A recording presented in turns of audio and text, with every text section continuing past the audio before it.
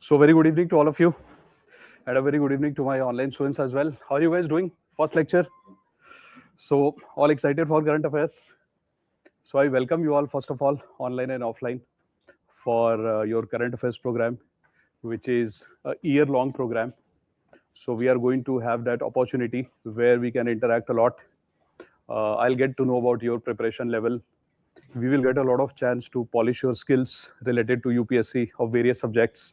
You know that current affairs is not related to a particular subject, but current affairs is almost like the icing on the cake. The cake being your static part, doesn't matter what the cake is, which flavor, which means doesn't matter which subject we are talking about, GS 1, 2, 3, 4. But without current affairs, you already know this. That is the reason you are here, that without current affairs, the completeness of your learning will be nearly impossible to achieve. Now, you are going to be policymakers. You understand that one quality that is expected from all the policymakers is that you should be aware of all the problems that the country is facing in which you have a role to play. Which means that whether it is preparation phase or whether it is after the preparation when you are selected, in whatever form, but current affairs and current development has to reach you. Whether you are reading newspaper actively or somebody delivers you the news that this is the problem the country is facing where solution is required passively, but you have to be aware of that. So you have to be friends with current affairs first of all. You cannot treat it as a subject, because the moment you call it as a subject, the problem that will happen is then you will define a boundary. And once we define a boundary, then we have an expectation that when is our current affairs learning going to be complete? Current affairs cannot be complete. Current affairs is an ongoing process. But yes, there are some tools. If you master them, your learning becomes super easy. And after a point of time, you will realize that you are self-sufficient in handling current affairs. The moment you reach Labasna, the moment you are actually joining services, you will realize that you have done a mastery over all the tools which is required to understand current affairs. So this is your first step, and it is a very crucial step. So instead of taking it as a pressure, you should take it as an opportunity that you are going to learn something different, not in the form of a subject, but in the form of instruments and tools which will help you to improve your learning process. And obviously, it will hone your personality for the interview as well, because you understand that without having knowledge of a theme or an area, it is very difficult to express yourself. So in the personality test, they necessarily don't test your knowledge about current affairs. But without taking something as a base, how will they ask you questions? So even in the interview stage, it is very crucial that you have some repository of knowledge in the form of current developments, so that when they ask you question, you can throw examples at them. That, okay, see, this is how things are interlinked, this is how things are connected. So current affairs is basically going to be your long-term friend. So on that note, since we have already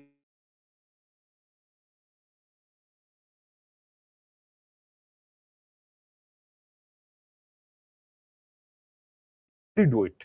We will actually see by picking up a theme today. So I do not want to waste your time. We'll pick up a theme called as employment. And under employment, we will see that what is the most recurring theme which is coming in the newspaper, which is related to MGNREGA and VB Ramji. This is one of the aspects of employment. We cannot say that only employment is related to these two programs. So in today's class, we are going to start a theme called as employment.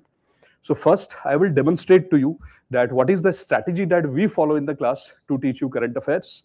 Now, same strategy, if somebody wants to use for self-study, you can easily adopt that strategy. But if you want to be a part of this program, which you already are, then you will get to know that what are the things that we are going to do in this program, which will help you and save your time. But if you want to take out some aspects from which and you want to apply it purely for self-study purposes, it will definitely be of relevance. You can use it. There is no problem. Now, one thing I would like to tell you on the onset, I called you for a workshop. Two reasons. One, this is the beginning of our Smart Current Affairs program, the very first lecture. So obviously, I was all excited to meet you guys. But I also wanted to give an opportunity to anybody who wants to learn how to apply various techniques to do current affairs related to GS 1, 2, 3, 4. So if anybody is interested in that, that also you can use, which means as a team in Vajiram, we don't believe in pressurizing you to join a program. So that will never be an agenda. So instead of talking about those things, a majority of the class, majority of the time that I'm going to spend with you, we will talk about the topic that we are going to study, followed by MCQs, followed by a mains question. After we are done with the study, I will brief you about what the program is going to be. So if anybody just wants to have knowledge and learn, we from Vajiram, we are happy to help you so that you can apply these things for your learning.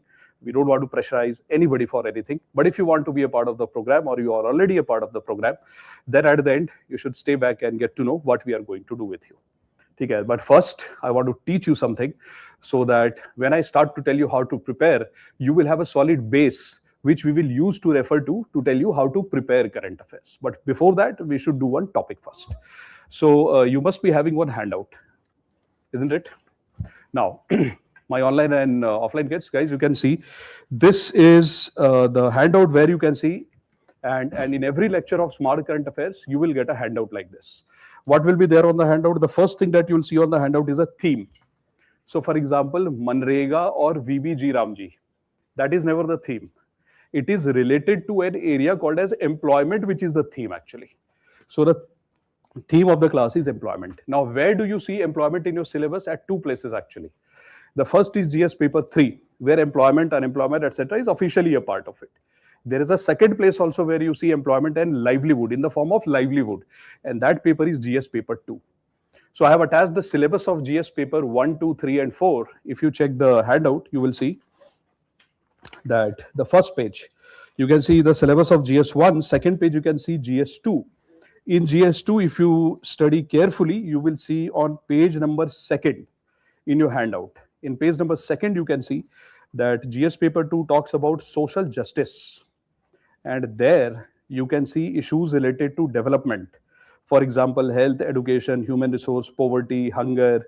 You can see the first point under social justice, which is related to welfare schemes by center and state for vulnerable section. Then you can see institutions set up for their protection and development of vulnerable group. Who would require help of the government or assistance of the government in terms of employment opportunities? Those who are already having opportunities or those who are in some way vulnerable. Obviously, in some way you have to be vulnerable. That is the reason that you are seeking help from the government. So it is definitely a part of your GS paper 2 also. MGNREGA, Vajiram, livelihood and employment. It is a part of GS paper 2 also under the section called as social justice. At GS paper 3, we already know that it is a part of employment, which is GS paper 3. That is why if you see the first page of the handout, there itself, you can see the theme employment, and then you can see GS paper 2 and 3. This is how you will be given the information. What is the topic that we are going to study? Topic is MGNREGA and Vajiram. Now, how do we approach a topic? That is the first thing that we have to learn. And this is how the current affairs ideally should be done given the context of the changing UPSC pattern. And by the way, I don't want to waste your time rather in talking about the prelims which has already happened, because you know that now we cannot change the prelims. It has already happened. Those who qualified are appearing in the mains, and those who could not, unfortunately, you will appear in the mains next year if you hold on to your nerves and if you prepare well.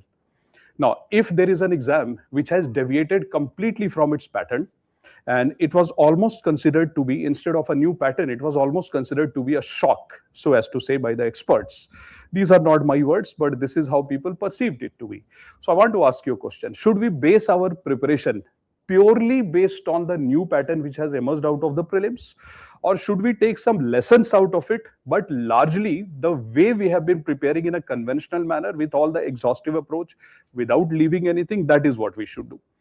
I believe that what we should do is we should base our preparation on the exhaustive nature of the exam. So we should study everything that is related to VB, GRAMG, MGNREGA or employment, whatever is required in exhaustive manner without compromising any quality.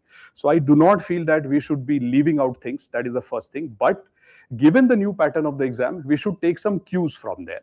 That, okay, what are the new things that they require from us? They want instantaneous thinking and logical reasoning to be integrated in the learning process. That is largely what came out as per my understanding. So we'll take out some lessons.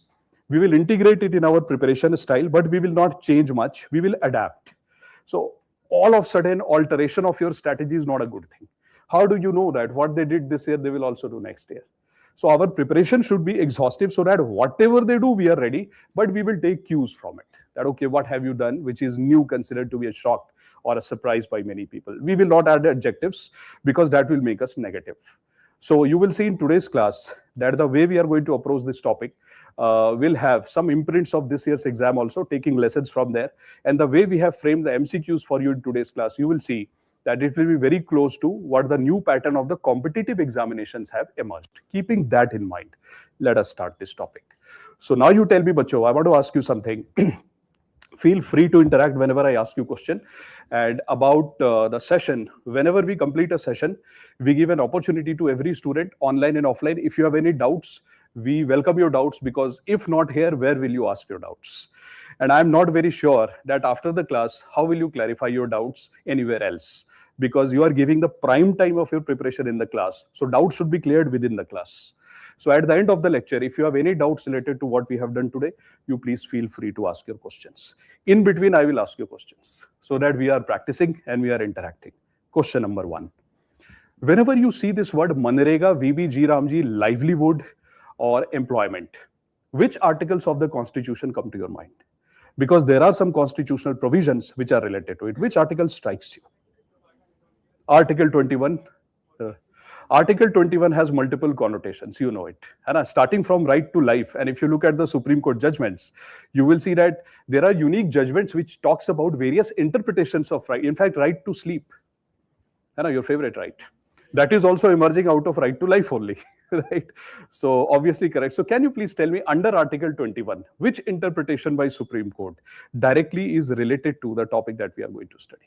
Absolutely correct. To one of your, absolutely right, online and offline, it talks about right to livelihood. Absolutely correct. What is the next article in the Constitution which talks about that? The livelihood, the employment and the work. Article 41, DPSP. Brilliant. Because it directly talks about right to work. Article 41 gives instruction to the state that every state has to ensure right to work. That is specifically mentioned in Article 41. Absolutely correct, online and offline. Article 39. Article 39 also talks about it. In Article 39, you have two important provisions, which is directly related to what we are going to study. So see, bacho, Article 21 talks about right to life, which says that right to livelihood is a right which should be given to all the citizens. Right to livelihood, which means I should be able to earn my living. Now, if you talk about Article 41 directly says that states should ensure that if somebody wants to work, earn their livelihood, work should be available to them. So first is talking about work, that I should be able to work. If I work and somebody makes a payment to me, I'll be able to earn my livelihood. So that is Article 21. So Article 41, Article 21, Article 39. Article 39 also talks about right to livelihood. Livelihood should be earned in such a way that I should be able to sustain myself. And number 2, equal pay for equal work, which means it says that there should be no discrimination in terms of wages. So if you look at these articles, Article 21, Article 41, and if you look at Article 39, primarily these 3 articles, then you will see that somewhere they talk about livelihood, work, and employment opportunities. These 3 important things. Now, whenever you study a theme like employment, because I told you it is current affairs, it is not GS2 or GS3. We are not here to study GS2 and 3. We are here to study current affairs and then connect it with all the GS papers. So the first thing that you should write in your note is the constitutional provisions. This is how the current affairs should be done. Second, I'll make you write all this. I'll give you a good amount of dictations. I believe in conventional way of learning. Handout should be used as a tool to learn. Handout should be used for quick revision. But the real thing that you make in terms of notes should be done in the class. Because I know that outside the class, it will not be possible for you to make notes. So the note making process and the art has to be done within the class itself. Now, second question that I want to ask you. Can you please tell me the sustainable development goals, which are directly connected to livelihood, work, and employment? If something comes to your mind, please.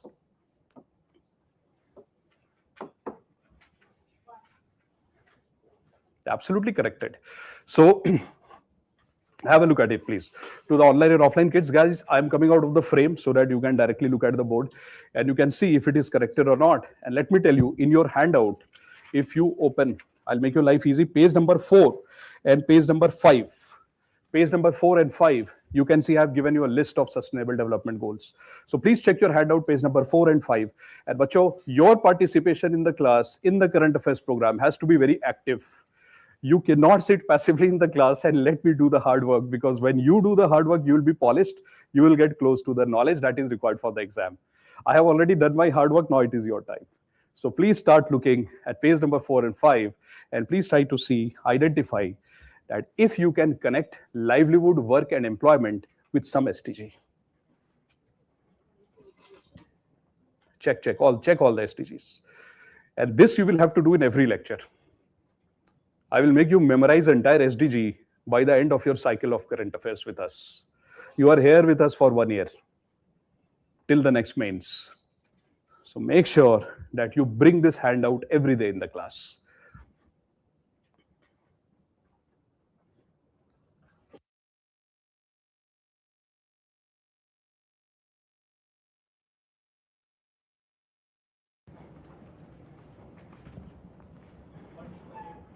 Absolutely. See, your friend is right. Actually, one is connected because livelihood makes sure if somebody ensures livelihood for me or work opportunities for me and makes a payment to me, obviously I will not be poor. So if you want to remove poverty from this country, especially rural poverty, which has been haunting us, we have to make sure that we abide by Article 41, 21, and 39. This has to be done, which means livelihood, work, and employment opportunities has to be given. Absolutely correct. Look at the second SDG, zero hunger. 100% correct. Because Article 21, which is right to life, if I don't eat, I'll be hungry all the time. Where is right to life? Anyway, I'll lose life. And Article 21 also talks about dignity. How can you have a dignified life if you do not have basic necessities of life which is required for survival? For example, food, clothing, shelter, these are important for us. That is the reason that whosoever said 2 is also right. Now, let's keep on looking at this. See, वैसे तो every SDG is connected to that. But we are not here to establish weak connections, the strong connections. Now come to this one. See, this SDG number 8. SDG number 8 says decent work and economic growth. It directly talks about work. So definitely it is directly connected. So guys, this table I have given you. Absolutely correct. That is also there. So this is the table which I have given you where all the details of the SDGs are mentioned so that it is easy for you. Correct. Online friends have also said same.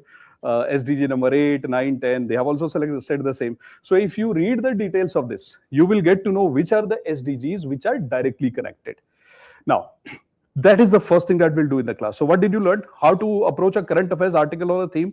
The first thing that we do in the class is we pick out the constitutional provisions, whether fundamental right, DPSP, whatever is important. Second, if there is any important judgment by Supreme Court, in the class itself, we should make a note of it. That is the second thing, after writing the article. Third thing, if any SDG that you feel is connected, and this is the detail of the SDG. If you feel any SDG, according to your understanding, based on this description, fits the employment, you should write it right there in the class. So which means, what is the approach for current affairs? The approach for current affairs is constitution followed by SDG followed by judgments.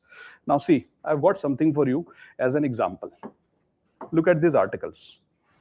Article 41 we already talked about. Article 39 we talked about equal pay for equal work and right to livelihood. Article 21, look at it carefully.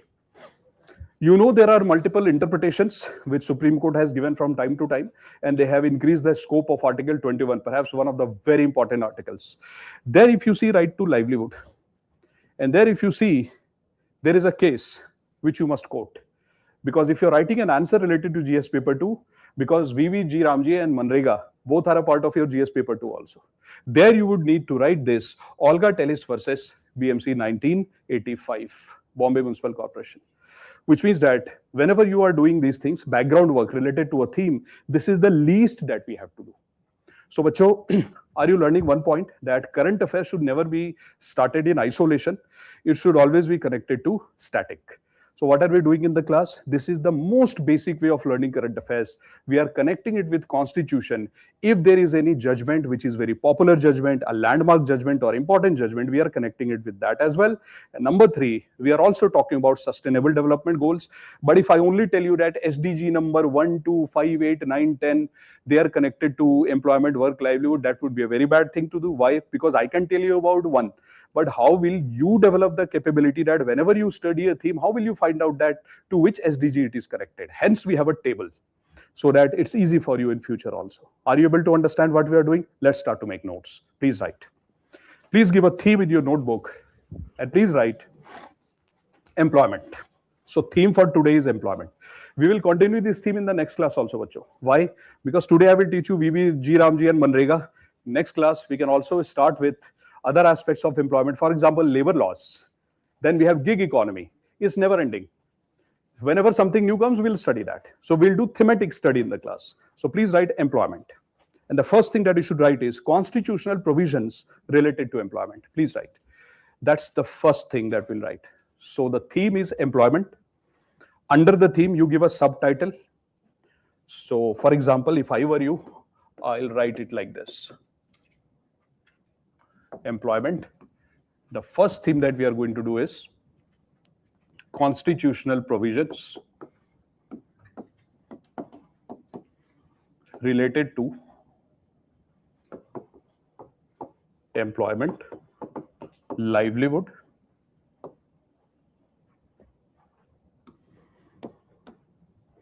and wages.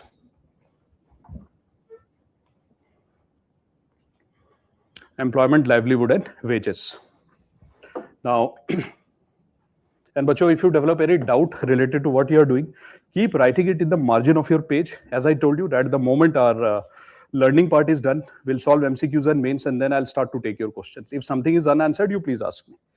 Now, the first thing that we'll write is Article 41, because it is directly related to right to work. So please write number A, Article 41. And in front of Article 41, you please put a hyphen dash and please write right to work. Because in today's class, this is our focus, isn't it? If you read Article 41, you will see there are many more things. For example, old age, sickness. There will be a day in the class when I'll do care economy with you. Because you know that India is aging. And when India is aging, we need to make sure that social security, health of the elders, senior citizens is important. So when we take up that topic in the class, again, we will talk about Article 41. Because Article 41 talks about old age, sickness, and disability. Multiple times we are going to bring it, right? But when we are doing work and employment, we will extract that part which is relevant for us today. So Article 41, right to work. Now please write Article 39. And in front of 39, please write social and economic justice. Social and economic justice. Yes. And please bifurcate that into two parts. Please write the first one. Right to adequate means of livelihood. Right to adequate means of livelihood. And the second bifurcation is equal pay for equal work. Equal pay for equal work. And bacho, we will see today how government uses the constitutional provisions for designing the policies and the programs. We will see today. Equal pay for equal work. Now please write Article 21. Article 21. And mind you, bacho, we are doing current affairs in the class. This is a current affairs session. So it would be very unfair on my part if I convert this into a purely static class. That I will never do, because you are already taking the dose of static from elsewhere. But don't you agree to one point, if I may seek your opinion on this, that since you are in the class for current affairs, it should also help you to fill those gaps and bridge those gaps which are there in your static, which will prevent you from learning current affairs. So even if it means that we have to spend half an hour extra, we will spend that time. Because if you don't clarify those gaps and doubts here in the class, is there any other place where you can do it? Because your static is already done. Suppose in current also I start to tell you that I will not take even a single static. Now, if there is a gap, you will not be able to understand current affairs. Where will you go after this? I don't see a place. That is the reason that if your preparation has started from static, if there is any new development which happened, which could not be captured there are some gaps in the current, you have to give me the opportunity that, okay, if there is anything that you want to bridge in terms of the gap, we can do it. So that is the reason that we are talking about it. Otherwise, in a current affairs class, there is no point of discussing this, but we will, because we do not want to teach you current affairs in isolation. It doesn't help. So please write Article 21 and see the way what we are doing. We are writing various scope and interpretations of this article along with the judgments. So please write right to life. And in front of that, please write increased the scope. I'll tell you what is it. Increased the scope beyond physical existence. Beyond physical existence. So बच्चों, who increased the scope of Article 21 beyond physical existence? Supreme Court. Supreme Court, basically, because they are the ones who interpreted this under various judgments. So that is what we have written, that right to life looks like very physical thing, but it's not about physical right to life. It's about whole existence, and existence is a metaphorical term. It's huge. Interpretations are huge. You should not disturb me is also my right to life, because if you disturb me, it might affect my existence. Right. So right to life scope has been increased beyond physical existence, and these are some examples. So I feel that the first thing that you should write, because today is concerned with employment. So first thing that we'll write is this: right to livelihood. So please write right to livelihood. Put a star like this, and please write right to livelihood. And then you please write the name of the judgment, the case, Olga Tellis versus BMC,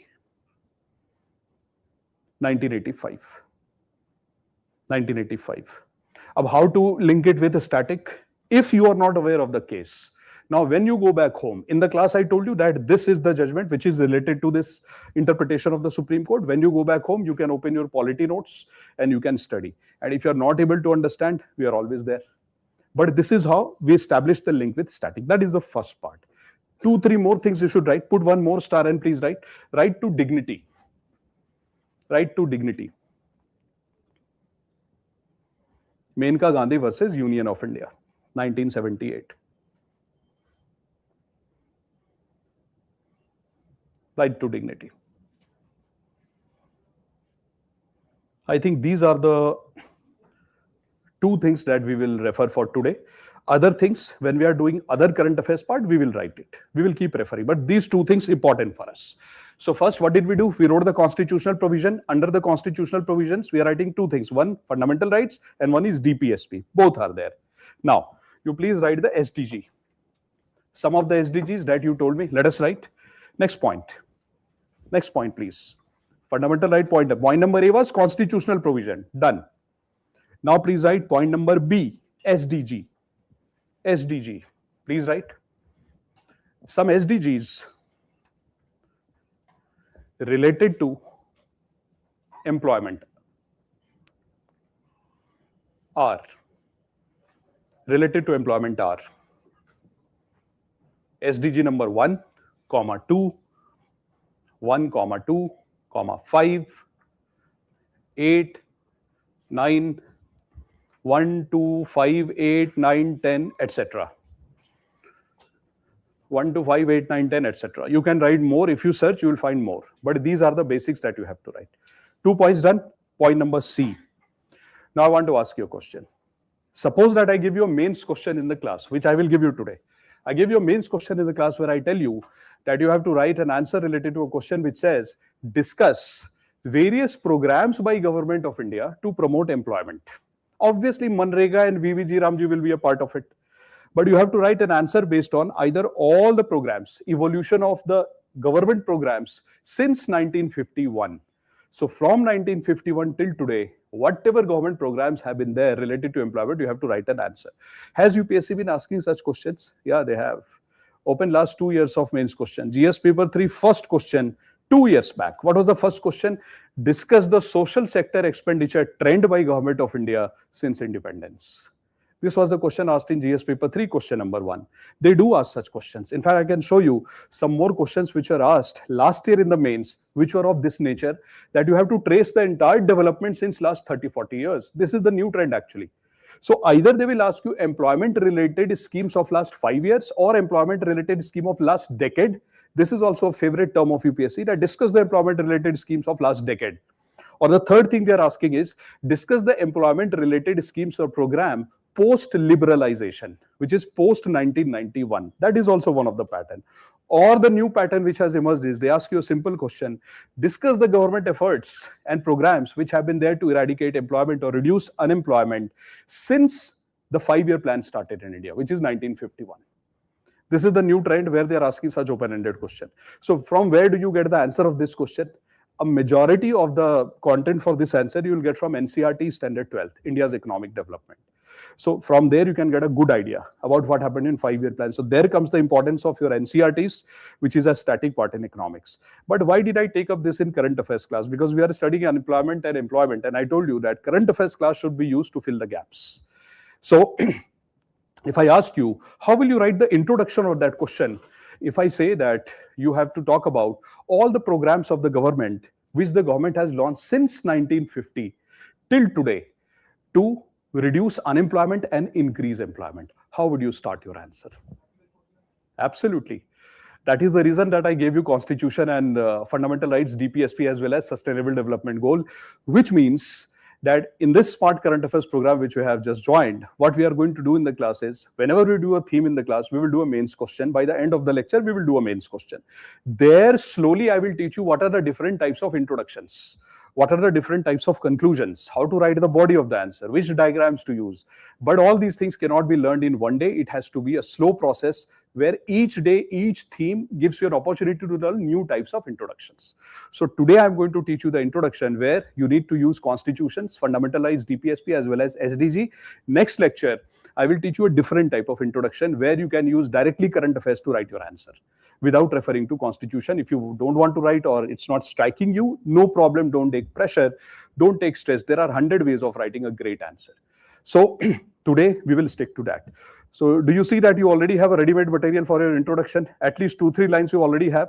So which are the 2-3 lines that you will use? You will say that Constitution has which provisions?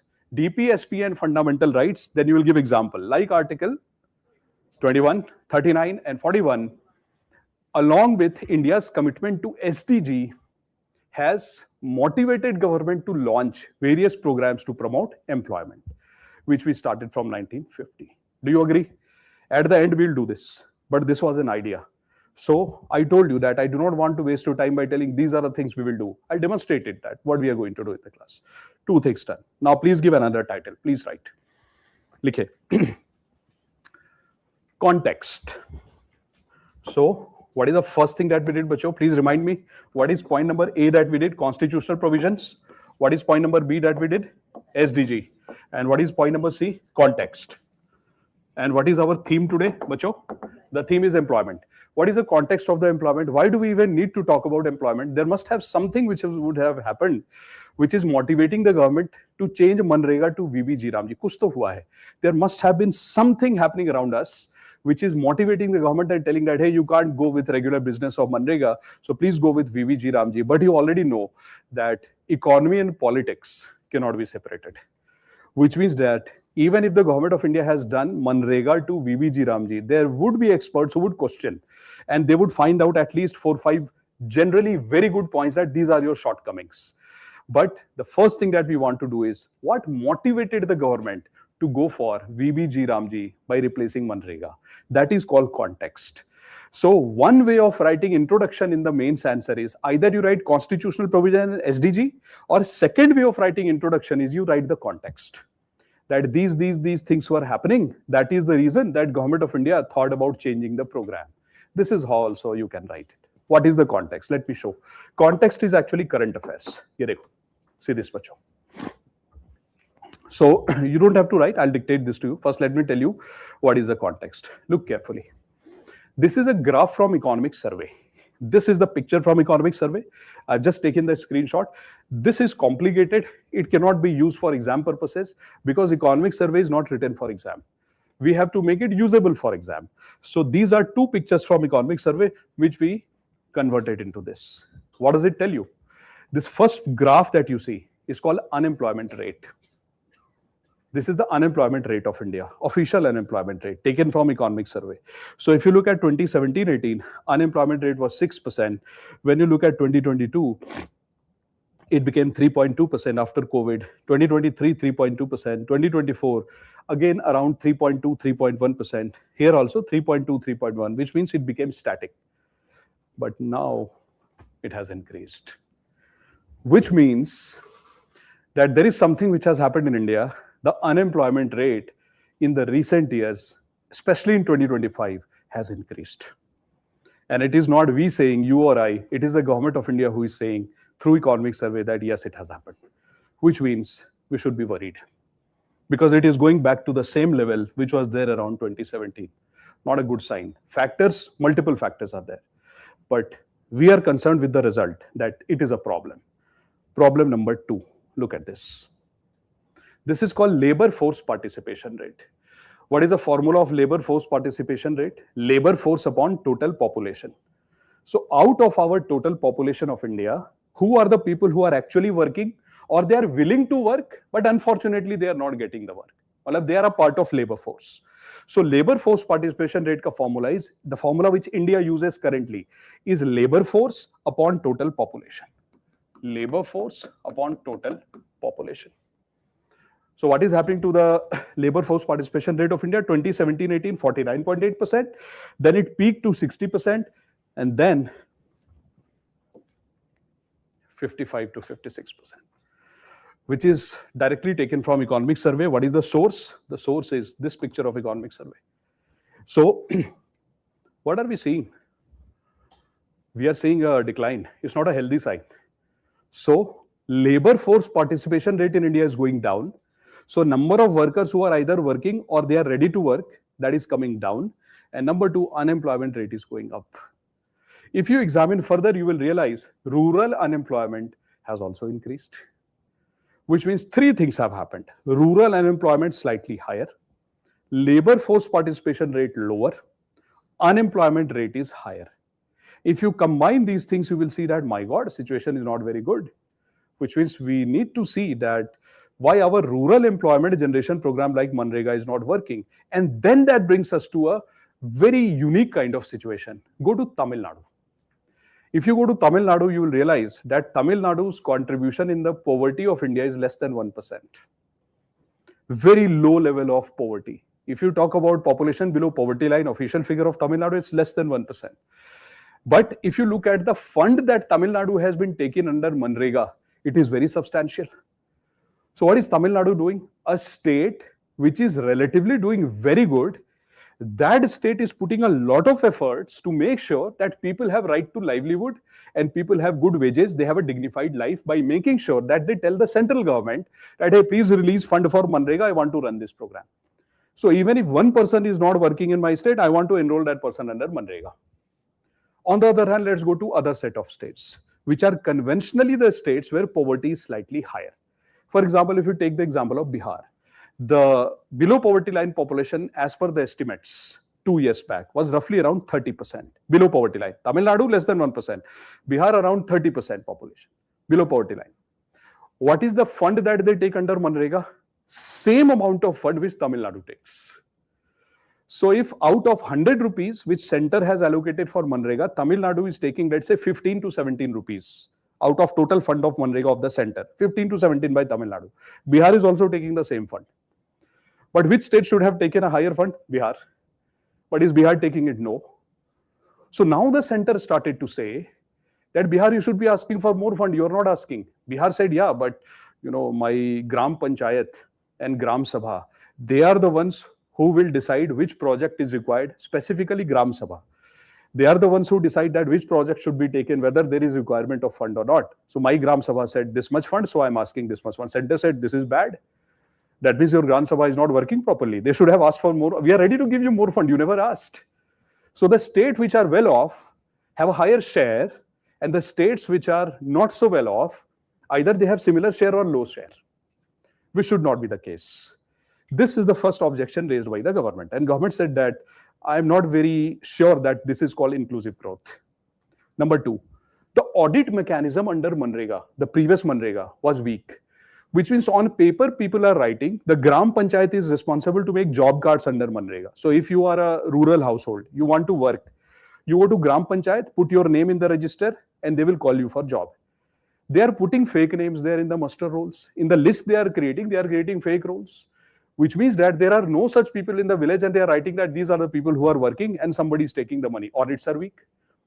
In the era of AI, why are we relying on the physical maintenance of records? Why not cross checks?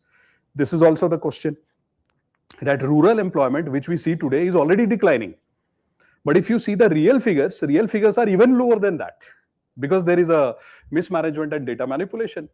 So the government started to say that unemployment rate is high, labor force participation rate is low, and we see rural unemployment which is increasing. MGNREGA is not able to justify in the current form that they are more inclusive, which they should be. So Government of India started to say, I need a reform. This is the context. So we have to write all these things in bullet form. Now imagine the story which I told you. If you write it in paragraphs, it's never ending. It will make you so tired, because before the exam, how will you revise all this? So the note, as I told you that in the class only you will learn how to make notes. The notes that you write in the class, it has to be one-liners or two-liners. It has to be written in such a way that when you set to revise all these things, let's say in the month of January, you are there, you are revising for prelims. It should not give you stress and headache. So what we'll do is we'll try to make notes, we'll convert it into such a form that it's easy to grasp, easy to revise, easy to memorize. And when we have to use it in various places, it's easy. So before I give you the dictation, another element of Smart Current Affairs program, which I will make you do from the next class. Today is the class where I need to tell you all this. You need to have a small notebook like this. So why do we need to have a small notebook like this? I just got a notebook for your batch. So what I'll do is I will also make notes here. So what is this notebook called? It's called as fact book. So in every lecture, whenever you are doing a theme, so let's say today's theme is employment. You just have to open a page here and you have to write employment. On top of it, employment. Then you have to leave 10 pages. 10 pages reserved for employment. Now, anything related to employment, which is a quotation or a data or a fact or a report, one-liner, two-liner, etc., that we come across in our entire preparation cycle of Smart Current Affairs, we will bring this every day in the class. So we'll write employment-related stuff here. So today, 3 points. Let's say after a month, again, employment becomes important. It comes in the newspaper. Again, we will bring this and we will write 2 new points related to employment. So what will happen is at the end of your Smart Current Affairs cycle, when you are revising for prelims, I'll tell you the stages in which we'll prepare. We will start our prelims preparation from January. So in January, when you open this, you will see, oh, wow, all the data is in my hand. And when the economic survey and budget comes, you just need to add 2-3 more pages to it and done. So employment of last 1.5 to 2 years will be here, plus economic survey and budget next year, February. You will add it. It will become a complete set of all the data related to employment. You don't need to go anywhere else for your data part. Even if somebody is giving you data beyond this, say a thank you to them and tell them I don't need it. I have already done it in the class. Now imagine if you take out the entire data in the month of February, that today I'll do employment related data. It's not possible to internalize. हम नहीं कर पाएंगे because it's humongous. It's too overwhelming to do all these things because employment is not the only thing. So the best way to take data, grasp data, is slow dose, which we'll do in the class. So from next class, all of you have to bring 2-3 things. Number 1, your notebook. Number 2, handout, obviously. Offline students, you'll get a printout. Online students, handout will be uploaded beforehand. So you can take a printout if you want hard copy. Otherwise, soft copy will be provided to you anyway. But this is important. You will also bring a highlighter in the class because on occasions, we will ask you to bring newspaper in the class also. This year, I will do it. I will ask you that if there is one good article which has come in the newspaper, let's say last week, and fortunately, we are going to have that theme in the class. So I will ask you that you please bring that day. You will get an announcement. You will get a note from us online through your portal. You will get an announcement that you have to bring this day's newspaper, Hindu or Indian Express, whatever it is. In the class, we'll open it. We will also read the article. We will tell you how to extract the right information. This is active learning. This we will do in the class. So that also answers your question that do we have to do newspaper? Yeah, of course. We will do newspaper. We do 4 to 5 newspapers, all the faculties. We do magazines for you. We do PIBs. I'll show it to you. How do we do all that? But do you need to read newspaper? Editorials, yes. Every day, make it a habit that you read at least 3 articles. If you are reading one editorial, one article you are reading related to polity, editorial you are already reading, and one article related to economy or policy that you read, or IR. Select any 3 articles. Editorial is a must. Then any 3 articles you read. Why do you need to read newspaper? To make notes? Never. Because note making we are going to do in the class itself. Why do we need to read newspaper? Because we need to understand the way to argue logically. Because in UPSC, when you write your mains answer, you should be knowing the exact literature and the language that you have to use. But I have heard from some great personalities that good readers are good speakers and good writers. Anybody who reads well, writes well. Anybody who reads well, speaks well. There is a direct correlation. You will never see a person writing well and speaking well who is not a well-read person. You yourself will say that this person is shallow. Why does shallowness come in us? When we don't read. Reading is like an input for us. So you should read it.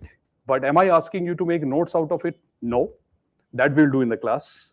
Then why reading? I told you, to develop your personality, to get a perspective of how to argue, to learn new vocab, to learn how to argue in a logical manner, because there are some amazing authors who write some great articles in the newspaper.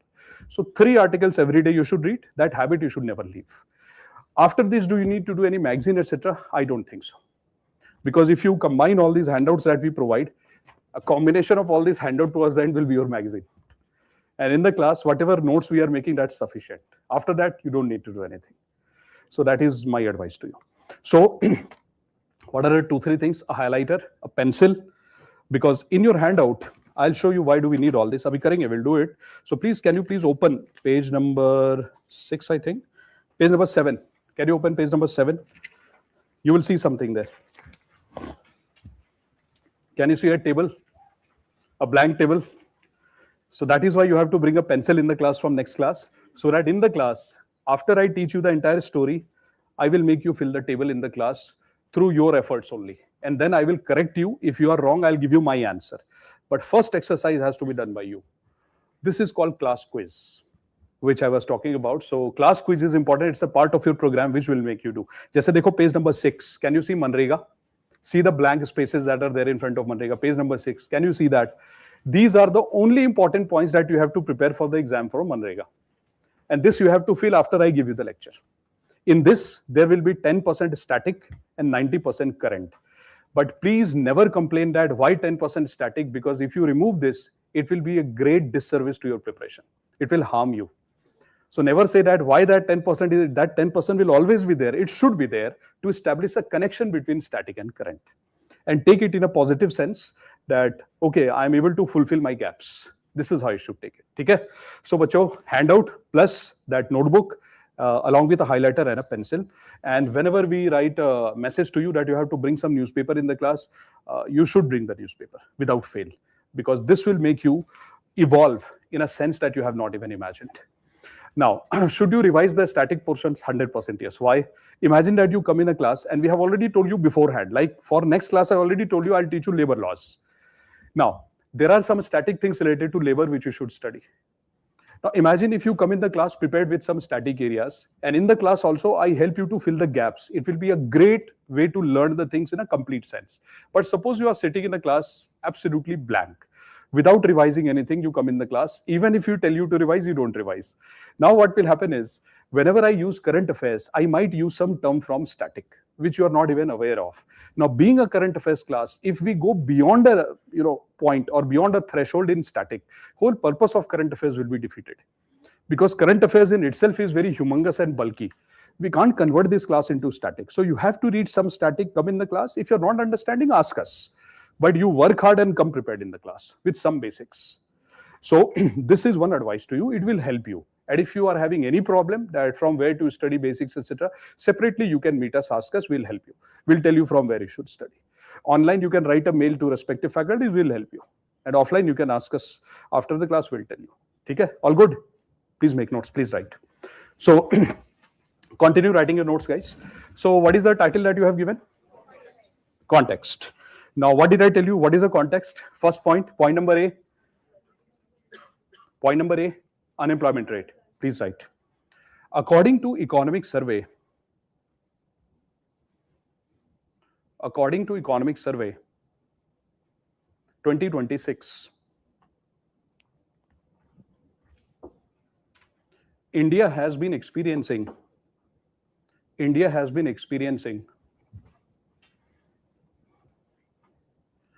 increase in unemployment rate,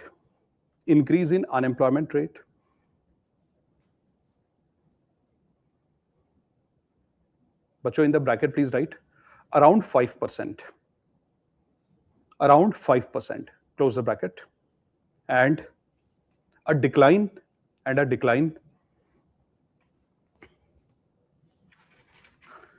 in LFPR, labor force participation rate, and a decline in LFPR, labor force participation rate. In the bracket, around 55 to 56%. Around 55 to 56%. In the bracket, around 55 to 56%. Close the bracket, please. In other words, same point. In other words,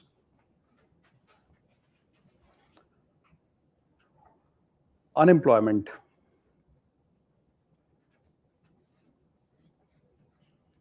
has been increasing. Unemployment has been increasing. Point number B, please write.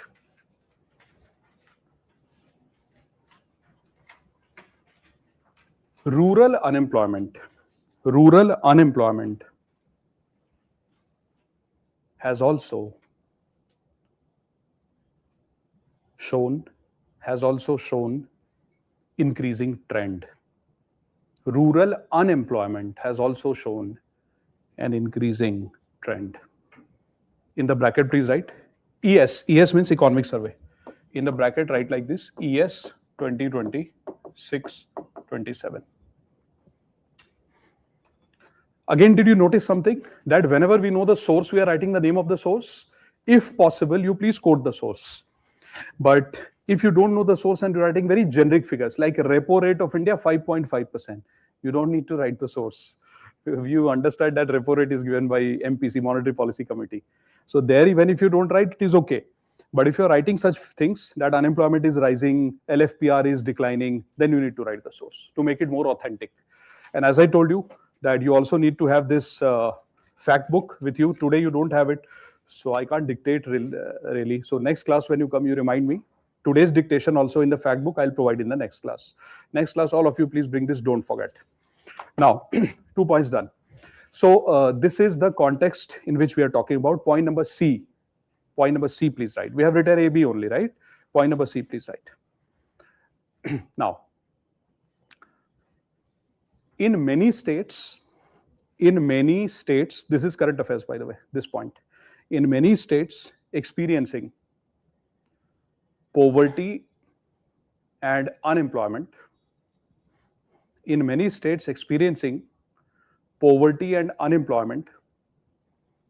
at a high level,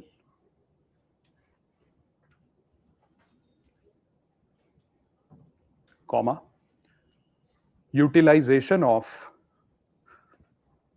MGNREGA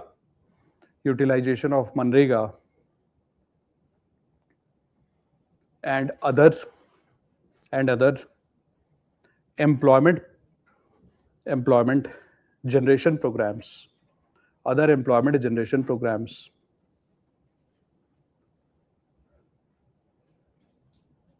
have been relatively low.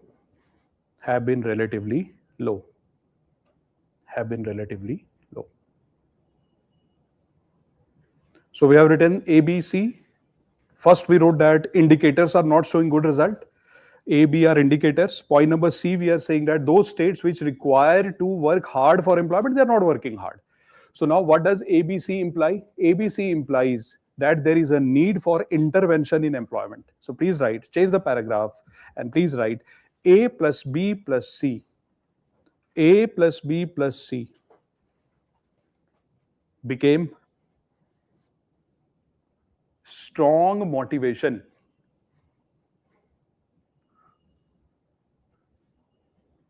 to bring MGNREGA reforms and launch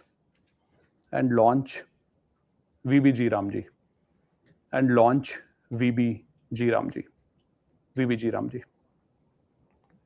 All good? So this is your context. Now, Bacho, can you use the context for introduction of the answer? I told you, yes, you can use it. So how many types of introduction we have already learned in the class? 2 types of introduction. The first one is, we have already done it. The first is constitution as well as sustainable development goal. The second way of writing the introduction is, and we'll apply it, don't worry. The second way of writing great introductions is use the context. That what motivated the government to bring the reforms. The context wala introduction, no, there you can introduce current affairs also, which we have. We talked about economic survey, we talk about budget. So whenever you are appearing in the UPSC mains, that year's economic survey and budget you prefer to write in the exam. Now, there is another thing that we have to do, background. So please write. Next title, this is the third title, because first one was constitutional provisions, the second one was SDG, and the third one is the one which we just completed, context. Now the fourth one is, please write, background. background. Give a title, background. This is your subtitle, background. Now, under background, we are going to learn something very interesting. Now, listen to it very carefully. So, bacho, you know that we got independence in 1947, but we made the first 5-year plan in 1951. First 5-year plan. I want to ask you 2-3 points. Let me see if you can answer the question online and offline. Can you please tell me that initially when we were making 5-year plan, what was the agenda of the 5-year plan? Were we talking about growth? Were we talking about development? Were we talking about welfare and every aspect of welfare? What were we doing in the initial phase of 5-year plan? Were we very inclusive? Did we say inclusive growth is our agenda? Or did we say that first we need to earn money to survive? What were we doing? Survival or development? Absolutely correct. Because in the initial phases of growth, it cannot be a complex exercise. You cannot achieve it because you don't have money. So that is the reason that in 1950s and 60s, what was the government of India doing? Creating programs for survival. And how does survival come? Survival comes through growth, cash, economic growth. So the agenda of the government was economic growth. Now, if anybody used to ask the question to government of India that how will employment be generated? Because if growth is happening, economy is growing, more money is coming in the pocket. More money is coming in my pocket. Now, government of India was telling everyone that, hey, money is coming. No, obviously somebody is getting employment. So government used to say that when money comes, employment automatically happens. People trusted this. This theory was trusted by people across the world. This is called trickle-down approach. Everybody used to trust, say, correct. If money comes, somebody is growing. Later on, people realized that only one person is growing. See, money is coming in my pocket. In this classroom, online and offline, money is coming only in my pocket. I am growing. I am getting employment. What about you? If you check in your pocket, same cash. In fact, lesser cash. So the government of India in 1970s realized that growth automatically does not lead to employment generation. Hence, for the first time in 1970s, they started to say, let us create dedicated programs for growth and dedicated program for employment. But before that, government used to say why there is a need for dedicated program. When growth happens, automatically welfare will also happen. So growth is equal to welfare. When? In 1950s and 60s. But from 70s onwards, growth is not equal to welfare. And government started to say, no, growth will happen, but welfare program has to be designed separately. So what will you write? You will create a diagram, the background. So please write employment generation approach. So what was the approach that the government of India was using? Two approaches. First, 1950s and 60s. What was the approach? Economic growth was the priority and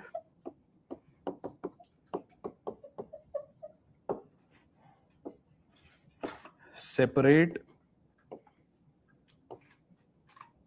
plan for employment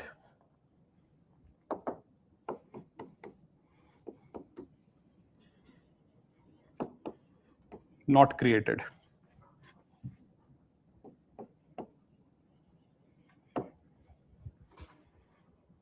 So what happened in 1950s and 60s? Economic growth was the priority, that we have to grow, we have to get more money, wealth, and the government did not create a separate program for employment. But things changed, 1970s. 70s, 80s. Economic growth is equal to important.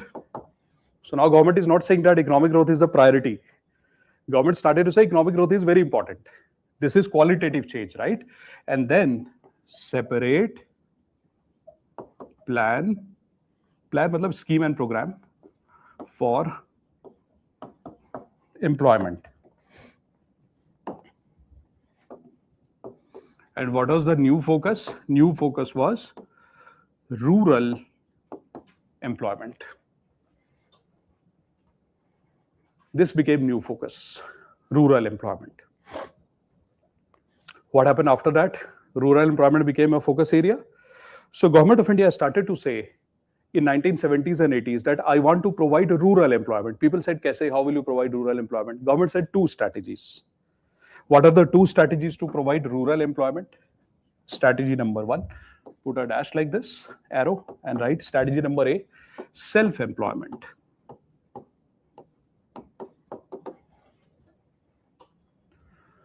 So Government of India launched multiple programs where Government of India said, I will train the people, I'll give them skill, they can start their own business, they can start their own work, entrepreneurship. So self-employment programs were started. Number two, the Government of India said that we will promote wage employment, which means government said that I will create employment opportunities. For example, in a rural area, I will start to construct roads and I will provide employment to people. This is called wage employment, which means government will generate employment opportunities and government will pay salaries. This is very crucial. Why? Because when you see the word wage, when I teach you labor laws, I'll give you the meaning of the word wage. When you see wage employment, you understand you work and government will give you salary. But then, which year are we talking about? 1970s, 1980s. Even today, the rank of India in global hunger index is so bad. Even today, the nutritional deficiency in India, half of the population suffers from anemia even today. And these are the problems that we are facing today. Imagine in 1970s and 80s, what would be the condition? So one smart thing was done by the Government of India and policymakers at that time. They said, wage employment, the word wage is not only equal to cash, it is either equal to cash or equal to food or equal to food plus cash. So if Government of India is asking me to construct a road, either they will pay me cash, or if I tell them I'm really, my nutrition level is really bad, I'm anemic, I don't have vitamins in my body, vitamin B12, vitamin D, all the things that UPSC aspirants suffer from. वो आप check करोगे ना, you will see vitamin D and B12 is गायब from your body all the time.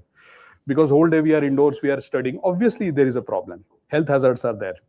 So, ऐसा होता है क्या? Do you feel sometimes that all of a sudden you are slowing down? All of a sudden you have zero interest in anything in life, and then you start to feel what has happened to me. Maybe I should go to Himalayas, Uttarakhand. This feeling will come to you. But when you go to a doctor and get your blood test done, you will realize vitamin B12 is low, vitamin D is low. But these two vitamins make you feel like that, and you will all of a sudden start to feel very weak. You will see that, oh, I have zero interest in anything in life. No, you have interest. You still love UPSC. The problem is that some vitamins, some nutrients in your body are acting up. So there you need to be a little careful.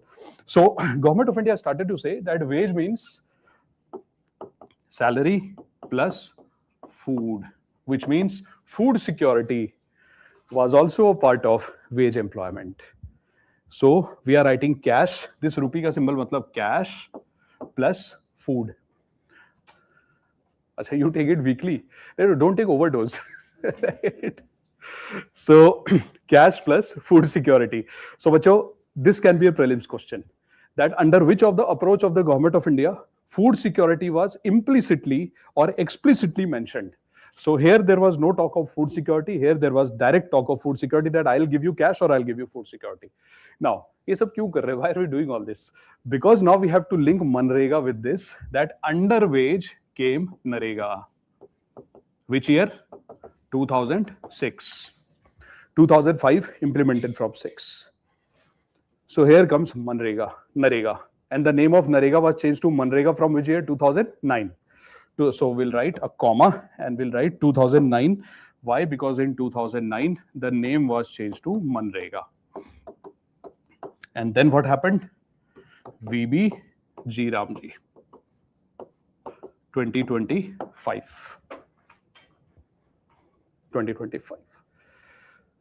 So now do you know the origin?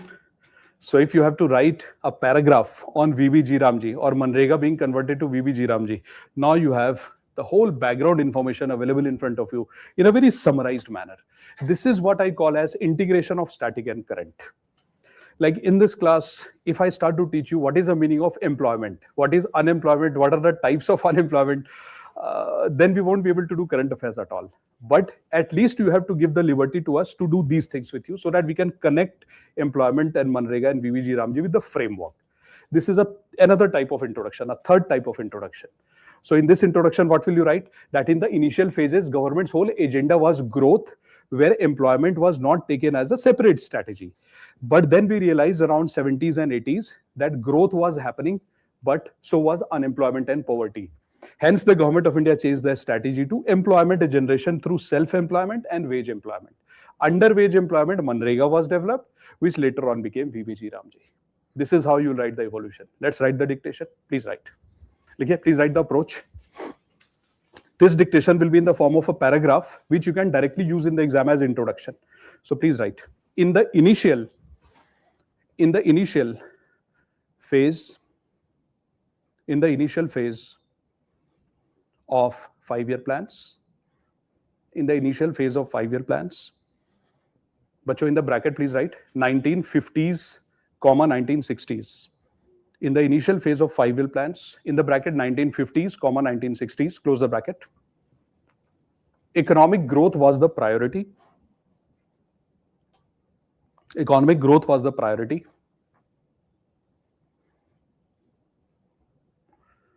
Without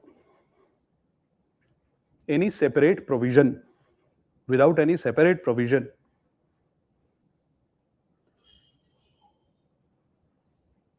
related to employment generation.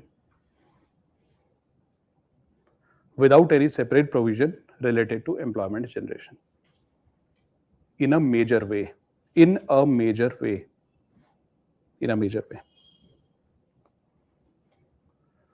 However,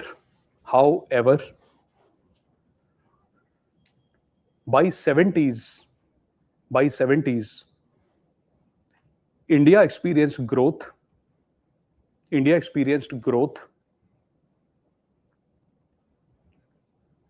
along with poverty and unemployment.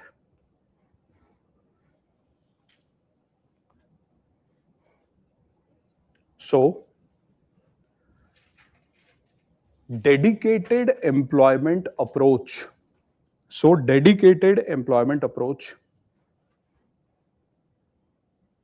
was created. Dedicated employment approach was created with two strategies. Number A, self-employment. Number B, wage employment. Please change the paragraph and please write. Wage included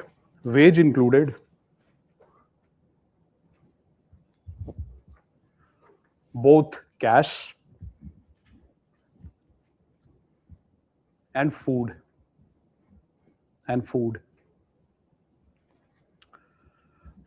MGNREGA, full stop and continue. MGNREGA was a part of wage employment.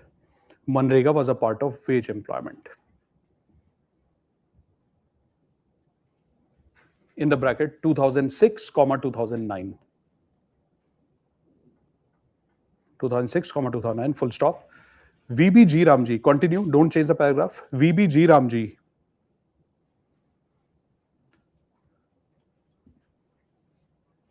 has replaced MGNREGA.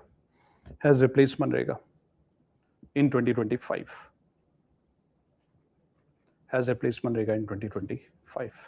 Done, bacho? Wonderful. So, how many pages have you written in the form of dictation so far? 2-3 pages. 2, 3. 2.5 to 3, depending on the font size. Now, I want to ask you one question. This is also a very important part of the class. So, can you give me this page where you have made notes? Thank you. So, bacho, this is one sample note which your friend has done. Your handwriting is very good, very tidy. I can understand everything. Placements of a paragraph is good, very neat and clean. But there is a problem. What is the problem? Margin. So, two requests to you. Either you bring a notebook with left margin and right margin, because this is how UPSC mains answer sheets are.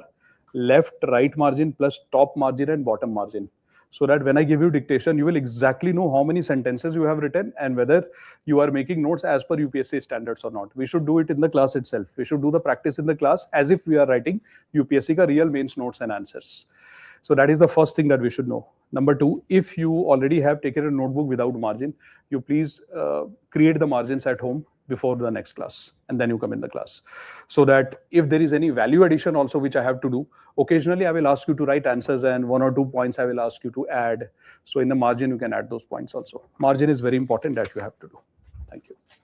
Now, so font size, as far as font size is concerned, let me warn you about this, because currently as we talk, one mains batch is already going on, who are writing mains this year. So when I am teaching them and asking them to write, so last class what happened is one of the students in the mains batch, he reduced the font size and then tried to put in more content in that answer.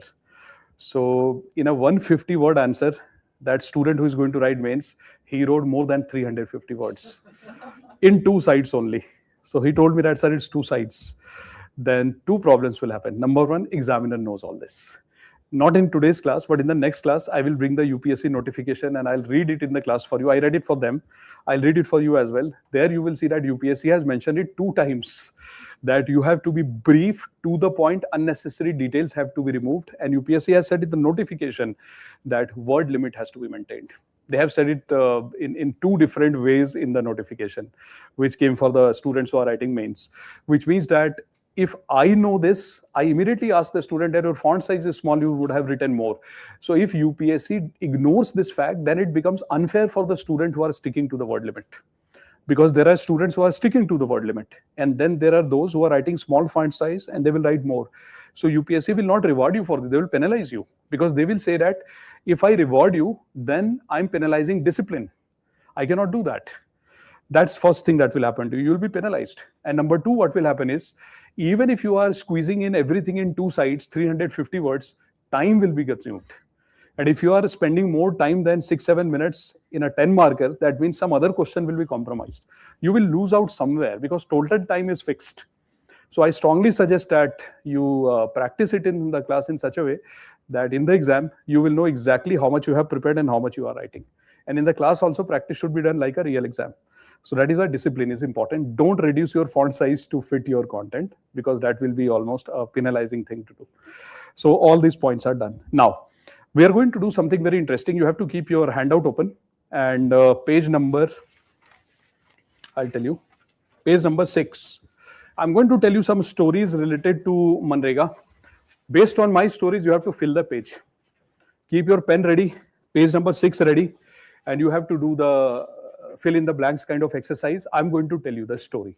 From my story, you have to pick the points. And at the end, I will ask you if you have been able to fill all the points, then I will show you my points.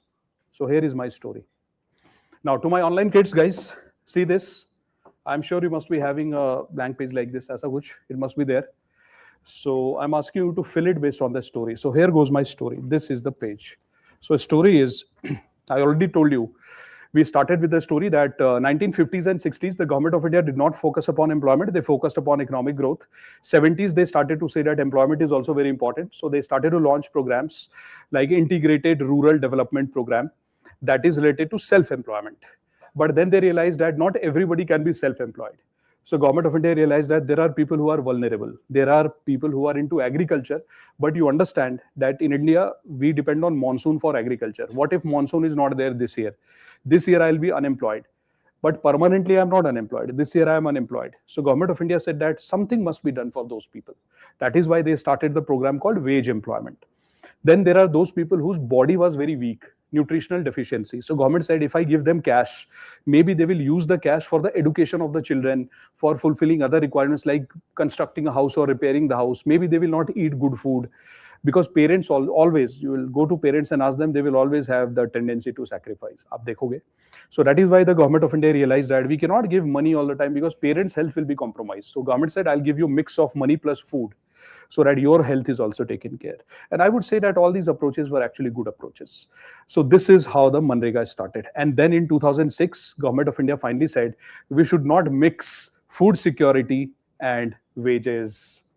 So 2006, government of India said, let me launch MGNREGA, a program where if you are working for 100 days, government said that I will give you 100 days paid employment and you will have right to work, but the payment that will be made under MGNREGA will be cash. You will not get food. For food, there is another program which is National Food Security, public distribution system, fair price shops. So government segregated food and salary from MGNREGA. Before MGNREGA, food and salary were mixed. If you work for the government, either they will give you salary or they will give you mix of salary and food. But MGNREGA marks the beginning where government said food security is dedicated effort now and employment is another dedicated effort. So two rights were given to people from 2006. One is right to work. It was given through MGNREGA.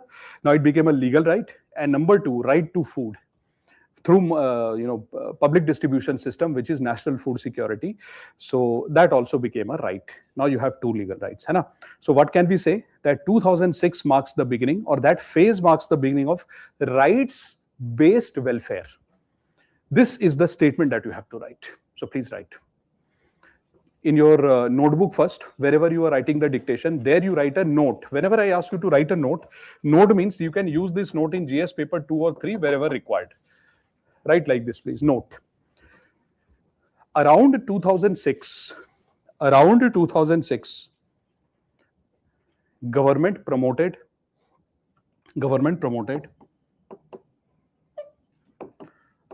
rights-based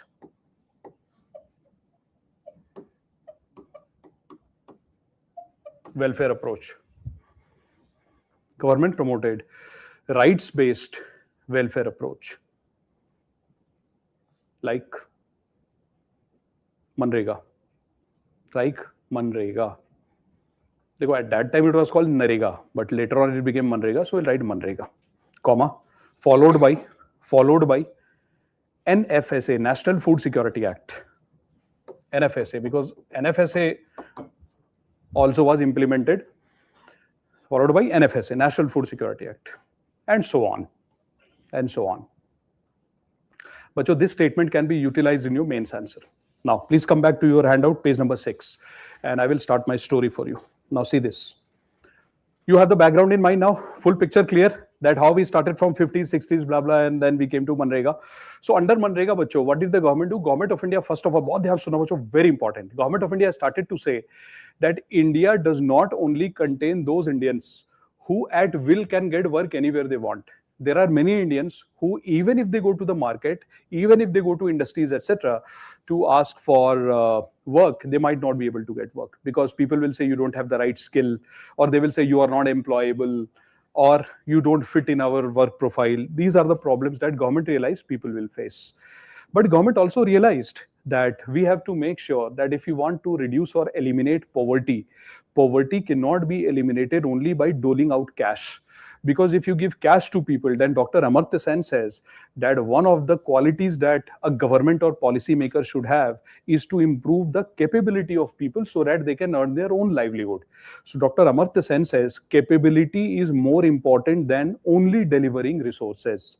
So he says that if a government has to make sure that you want to empower the generation, don't give cash. If you want to give cash, if you want to give laptop, make sure there is a training center also. He said, because if you give laptop, they will throw the laptop because they will not know how to use it. So Dr. Amartya Sen says that capability is very important along with distribution of resources. So Government of India designed MGNREGA thinking that two things should be given to people. One, we should identify those people who are badly looking for work because they are not able to get work. So government should be the last resort, number one. But where did the government launch this program? Government said that for urban area, we have different programs like National Urban Employment Program, etc. But for rural India, government said, I will go to rural areas of India. And from every family, I will ask that, are you interested in working? If anybody says I'm interested in working, government said, I will give them at least 100 days of guaranteed paid employment opportunity. But there will be a condition. Government said, I will not offer skilled employment. Because if you have skill, then there are other programs which are parallelly running where you can get employment, like National Urban Employment Mission. So government said there are other programs, but for those people who are ready to do unskilled work because they do not have any specific vocational training, etc., where will they go? So Government of India said, if you are interested in the job, and if you report to the government that I want to work, government said within 15 days of you reporting, I will give you a job card, and then I will make sure that a suitable unskilled job is ready for you, where we will call you and tell you that please report and start working. And government said, for doing this, I need 15 days. Government said, once you show your interest, and once we call you and tell you that, hey, work is ready, please come, we are ready to give you the work. If you don't report, when we call you on a designated day, like suppose that today you told the government that I want to work, government says come after 6 days. And after 6 days, if you don't report, then government says that means we will consider that you are not interested in working. And then we will remove your entitlement to work, called as disentitlement. Because you are not interested, you did not report. Not reporting means not interested. But if you are not well or something, you inform. If you inform and then you report, no problem. But you don't inform, you don't report, obviously somebody else will get the job. So government said we are creating a provision that if you have asked for work, and if we are calling you for work, and if you don't report, then we will keep you aside and we will feel, and you have not informed us also, then we will feel you are not interested, called as disentitlement. This word is important. Disentitlement. Now the government of India says, this sounds very nice, but we are talking about rural areas. So there must be somebody who should be responsible to issue these job cards. And if you are saying that job will be created in the rural area, somebody must decide which job, which project. So there the government of India said that we are going to involve two important pillars of democracy, which is Gram Panchayat and Gram Sabha. So they said these two bodies will be involved in this. Who will issue the job card? Gram Panchayat. So suppose I'm a village inhabitant, I stay in a village family. I want to work. I am unskilled, I don't have any specific skill. I will go to Gram Panchayat, I will put my name there, they will register my name, they will issue a job card. This job card will be valid for 5 years. They will do the KYC, they will ask me for Aadhaar, etc., and then they will issue the job card. Now, who will decide which project will be assigned to me? Gram Sabha. Gram Sabha will decide that which project, road project, canal project, irrigation project, in which project they want to put me. So the project decision is taken by the Gram Sabha. Now, very important part. I told you that if I don't report on time, listen to it very carefully, bacho. If Gram Sabha says or Gram Panchayat says that work is ready, project is ready, and Gram Panchayat has given me a job card, and Gram Panchayat will call me and tell me that, hey, you come on the 7th day or 8th day, work is ready, we will help you to join the work. But either I don't report, I am out, disentitlement. Or suppose I report and I start to work. All of a sudden, one day I'm gaib. Because how many days of employment will be given to me? 100 days of paid employment, at least.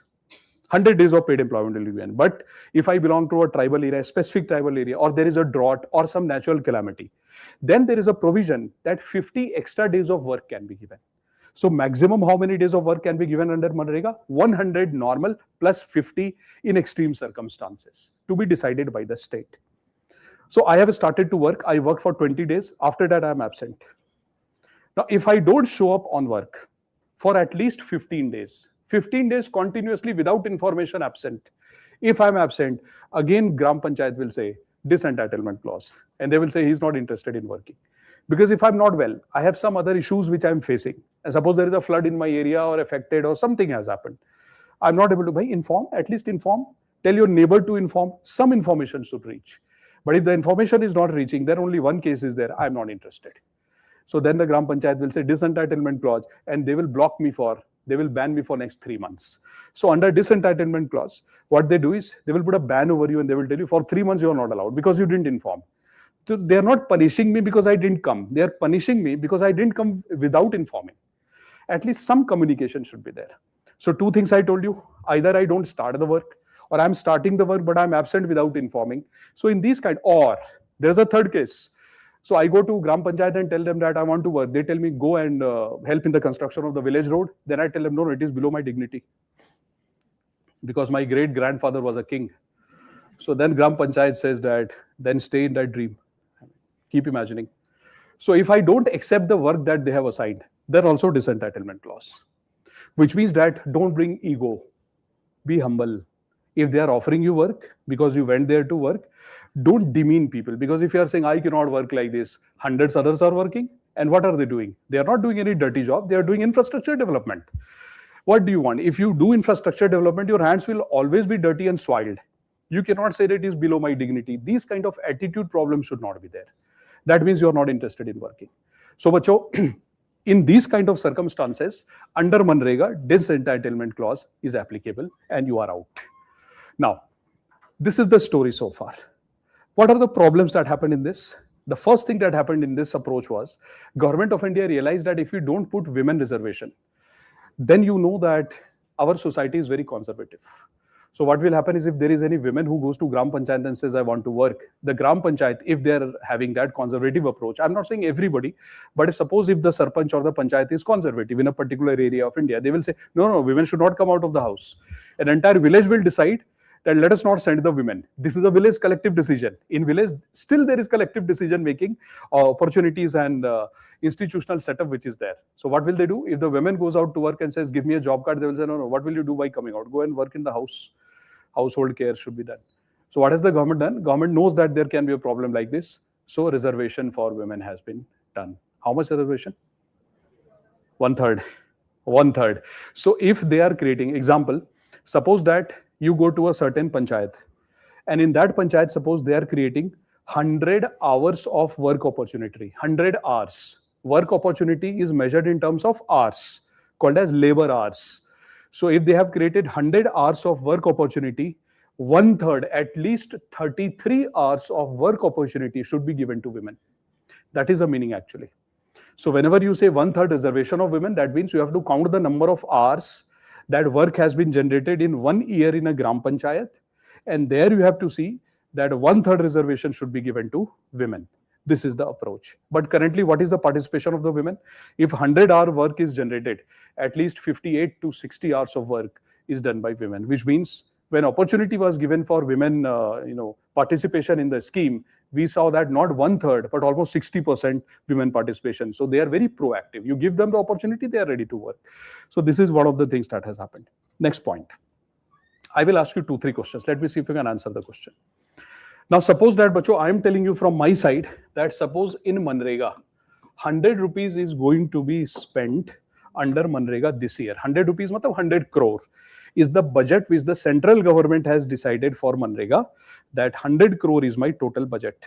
Out of 100 crore, can you please tell me that how much the central government decided under MGNREGA to be used for salary, which is called wages, and how much to buy those inputs which is used to create roads and other infrastructure? Because MGNREGA is a program where you create infrastructure. For infrastructure, you require some capital goods, some raw materials, cement, iron, steel, you require those kind of things. So how much of this component has to be given to wages, plus how much for inputs and other raw materials? Can you please tell me? 60-40? 60-40, which is absolutely correct.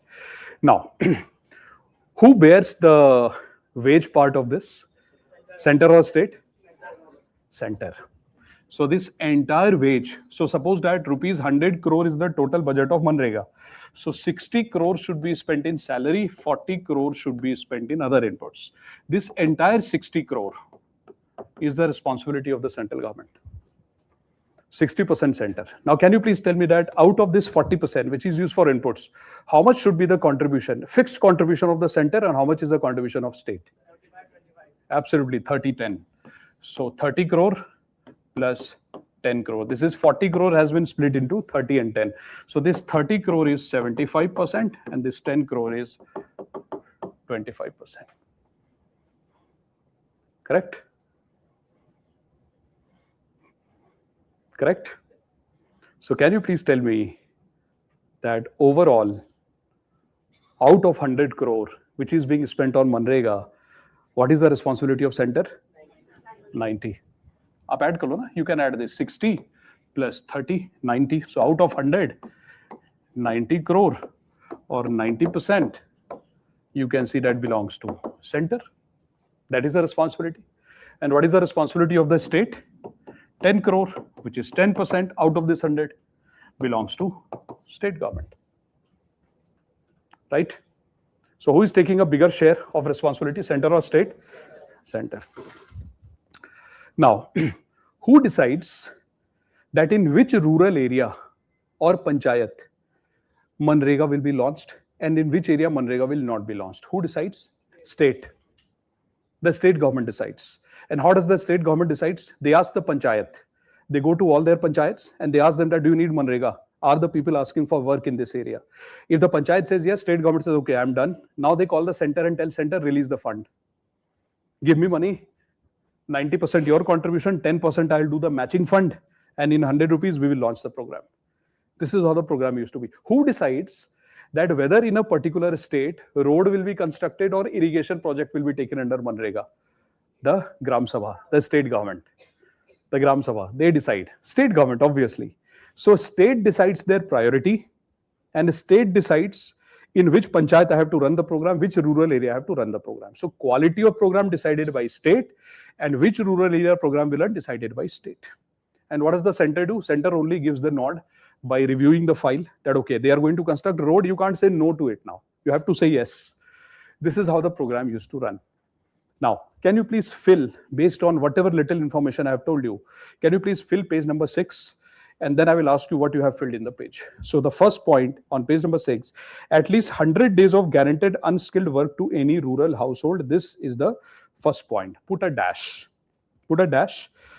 So at least 100 days of guaranteed unskilled work to any rural household. Put a dash. Now, can you please tell me what is the agenda of this kind of work? 100 days employment opportunity. What is the agenda? What do they want to achieve through MGNREGA? Livelihood is the first point. Plus, not skill, but you are close. Livelihood plus? No.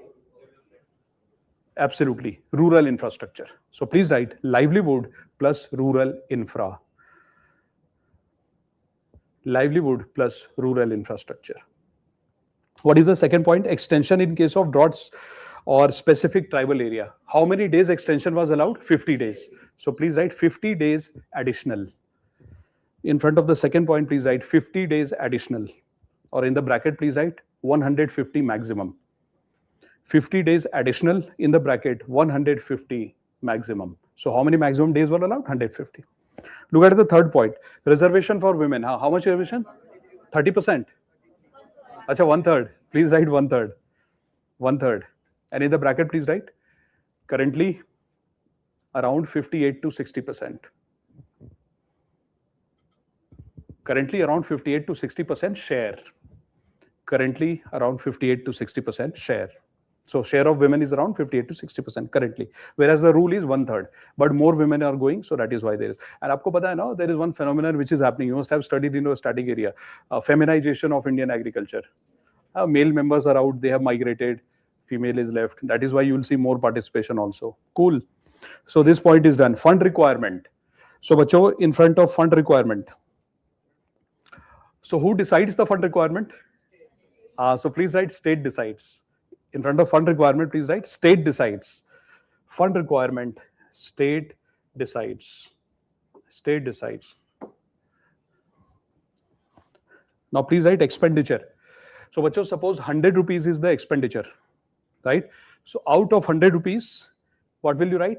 100 rupees. So in front of expenditure, please write expenditure is equal to 60% wages. 60% wages plus 40% material cost.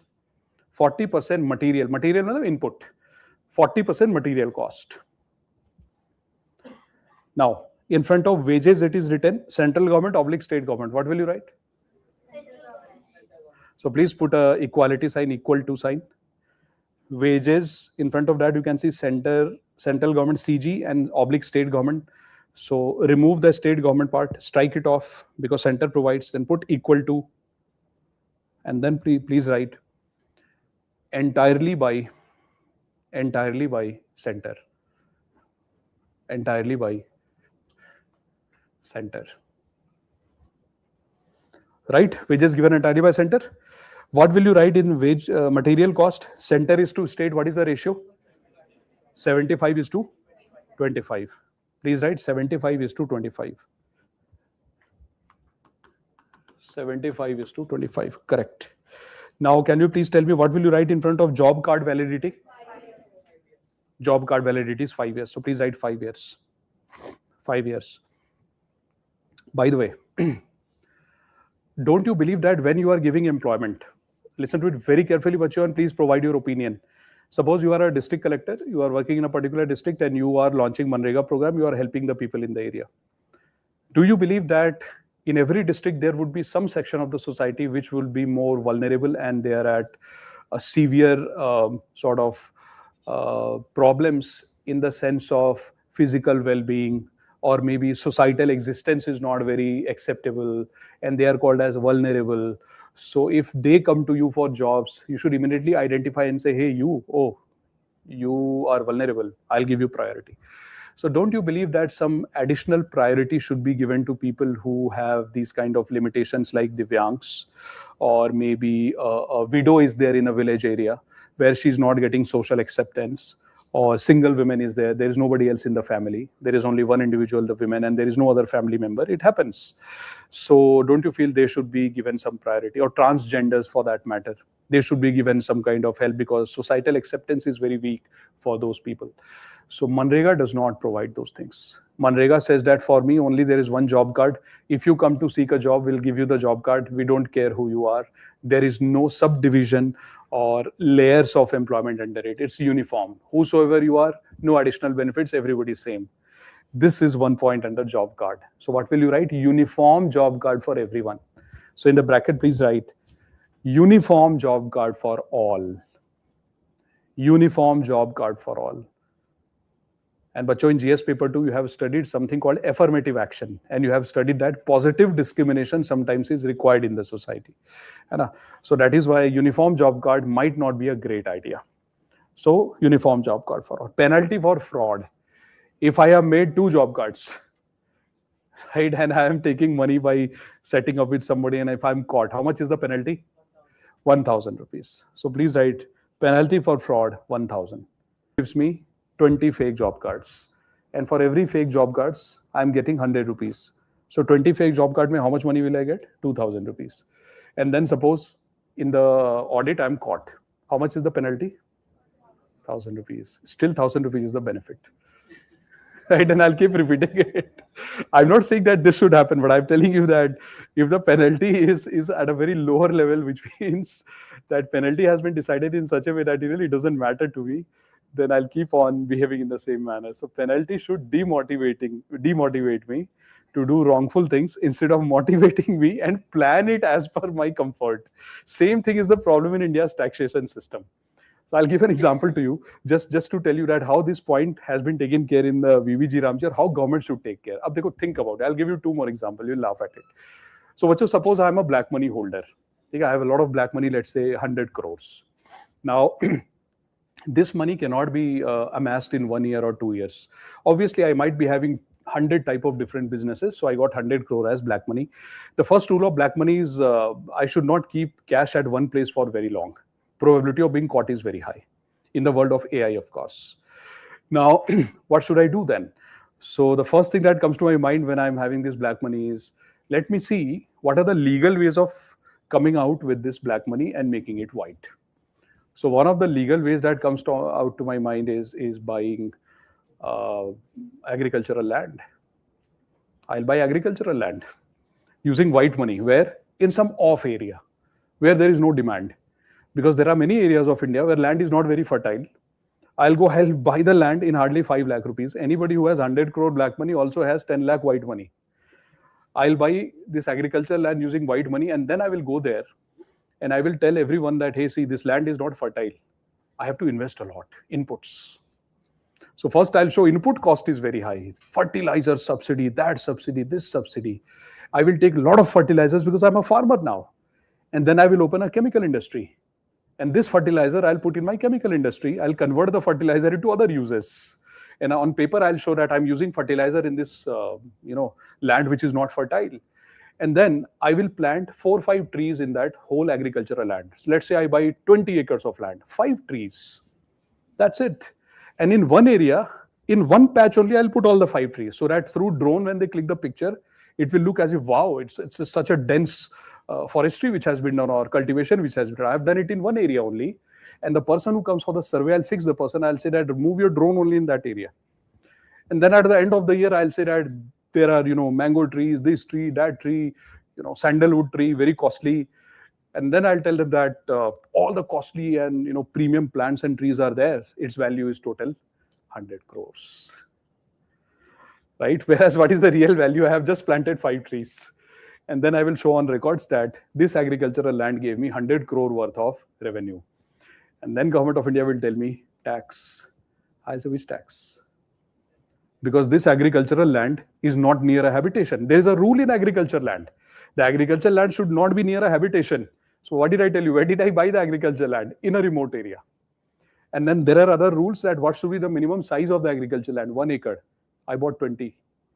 And then I told the land is not fertile. So government, you have to reward me. So what will I do? Entire 100 crore black money which I have, it is in the form of cash. I will tell the government this 100 crore bag full of cash is my agricultural income, zero income tax. So do I have legal ways of doing all 100%? Agricultural income plus there are other things that I can do. Yes, there are loopholes in the taxation system. Doesn't the government know? Policymakers know? They know. What are they trying to do? Slowly they are trying to make it stronger under the new tax code, which brings me to another topic that we'll do in the class, which is the new tax code, which is the direct tax. The Income Tax Act, 1961 was the old Income Tax Act. Now we have to do the new Income Tax Act, the 2025, Income Tax Act 2025, which we'll do in the class. So what did I tell you? That this penalty for fraud, there is one more thing. So agriculture income, I told you, that is one way in which I can convert my black money into white completely under the radar. Nobody will ever find me out. Now, second thing that I can do is, I don't want to buy agricultural land. Who will do all this? I'll just wait. Why? Because I know that every 5 years, Government of India brings a scheme, amnesty scheme, where Government of India says, if you are a black money holder, declare your black money. We will put a 30% tax over that, and your remaining money will become white. And we will not name and shame you also. Nobody in India will know that you are that person. So what will I do? For 5 years, I'll keep on accumulating black money. 100 crores accumulated. And after 5 years, government declares the scheme, because I know 5 or 6 years, they will declare the scheme. And then quietly, I send somebody in the government office and tell them that this person is representing me. Please take 30 crore fine penalty. Take 10 more crore, 40 crore penalty. Remaining 60 crore is my white money. Wow. So does the government do that? Yeah, they do it. So if the government of, when did this program start in India? This program started in India in 1970s and it continued. So every 5 or 10 years, you will see some scheme by Government of India where black is converted into white. If I know the history of Indian economy and if I have black money, I'll wait. I know it will come. So do you think that government is demotivating me by launching the scheme multiple times or motivating me to amass more black money, more black money? So sometimes by mistake, the policymakers design policies where instead of demotivating the people from doing wrong things, they end up motivating people and doing, wow, keep it up. We are there with you. So that is one of the things that I feel is a problem here, that, job card mein problem, 1,000 rupees penalty. 1,000 is nothing. The kind of corruption that happens in MGNREGA is worth lakhs. And if I give 1,000 penalty, I'll pay the 1,000 rupee penalty, 20,000 in my pocket, I'll walk out. Which way, why did I tell you all this? That as a policymaker, please don't design such policies which are repeated in the sense that if you give people amnesty from wrongdoings, that, oh, you did wrong, 5 years back, no problem, sir, you please get free. Then this problem will be repeated. So your policies that you design should not be predictable, that people would know that something is coming to help me. It should be demotivating, it should be penalizing for me that, hey, don't do, because the penalty is very heavy. So these are the kind of things that I feel should be kept in mind by the government. Let us see if it is there. So penalty fraud, 1,000. Now what is the next point? Technology. What is there mentioned in the technology part? Aadhaar-based payment system adopted, geo-tagged assets. So whatever roads are being created, earlier there was no road created. And the state government used to say, we created 20 roads, 0 roads created. So now what is happening now? Geotagging is happening. Through GPS coordinate satellites, they are tagging it and they're saying, where is the road? So this is how they are tagging it using technology and Aadhaar-based payment, which means that payment is coming directly in my account now. If I'm a job seeker, payment will come directly to me. So now I want to ask you 2-3 questions. Can you please tell me, MGNREGA is a demand-based scheme or supply-based scheme? Why? One answer which all of you are giving me is that if anybody wants job in a rural area which is unskilled, they go to the panchayat, they demand, they get a job card and they get the job in 15 days. This is what you're saying? This makes it a demand-based job? There is another reason. The other reason, absolutely. The state government decides that I am going to launch MGNREGA universally. In every rural area, all the state governments of India, in every rural area, they launch MGNREGA. Which means they are not selective that this area will get MGNREGA, that area will not. Because state governments are saying if we don't launch MGNREGA everywhere, whether the scale is low or more, but they said that we'll launch in every rural India because we cannot discriminate between our rural areas. So it became demand-based, which means wherever you are in a particular state, you demand, you get the job. Which means it is not discriminatory, it is not excluding anyone, and state government is using it as universal scheme. So what are some of the words that you will use? Universal, and second you will say demand-based. So there you have some space, no, below it. So please write, MGNREGA is equal to, absolutely correct, online, very good. MGNREGA is equal to universal and demand-based. Universal and demand-based with bottom-up approach. Bottom-up approach. What is the meaning of bottom-up? Who decides the type of infrastructure, whether to launch MGNREGA in a particular area or not? State. And in state also Gram Panchayat and Gram Sabha, which means planning is coming from bottom to top. That's why bottom-up, right? This is the best part. Now, these are the basic features. Now, what happened to MGNREGA? What changes did the government make in MGNREGA? The government of India said, I want to improve. People asked the government, how will you improve, sir? So the first thing that the government of India said was, government said that Bihar and Tamil Nadu are using the same level of MGNREGA, which is not fair. So everybody said, okay, then you motivate Bihar. So central government said, how many times will I motivate Bihar, Jharkhand or Rajasthan, etc. I don't want to motivate them too many times because that will be interference. So let me do one permanent intervention. What is a permanent intervention done by center? Center says, now I will decide which part of a particular state, which rural area of a state deserves MGNREGA. There you go. So what has the center done? Center says, I will decide, I will notify. So under VBG Ramji, the central government is saying, I will decide whether MGNREGA is required in a particular rural area or not. They said, Kaise? How will you decide, sir? Because you don't have idea about the state. So center side is very simple. I will go to the lowest planning level authority or the body, which is the panchayat and the districts. So I will go for panchayat and district. Every year I will ask them that what is the plan you have made? Do you need employment opportunities or not? And how much of employment or MGNREGA kind of program is required? I will collect the information. Then I will decide that whether that particular panchayat requires VBG Ramji or not. So center is saying that, see, I'm taking feedback from the panchayat. But the experts are saying, no, that's not correct. You're hogwashing because you are taking feedback from panchayat. But at the end, who is deciding whether MGNREGA kind of program will be there or not? Center. Earlier, who was deciding? Panchayat, state. And who was providing? Center. Now, who is giving the information whether they require MGNREGA or not? Panchayat, districts. But who is deciding whether it will be given or not? Center. So they are saying, even if a panchayat cries and screams that I need employment opportunities, but center says, in my eyes, you don't need it. Fir to you don't need it. This is the provision there under VBG Ramji, which is creating tussle between center and state. So I believe, Bacho, that same thing was there in the labor laws 3-4 years back. But over a period of time, the center also took one step back, state also took one step back, and finally they have been able to launch labor laws. I believe that VBG Ramji has to be polished in future. It will be polished.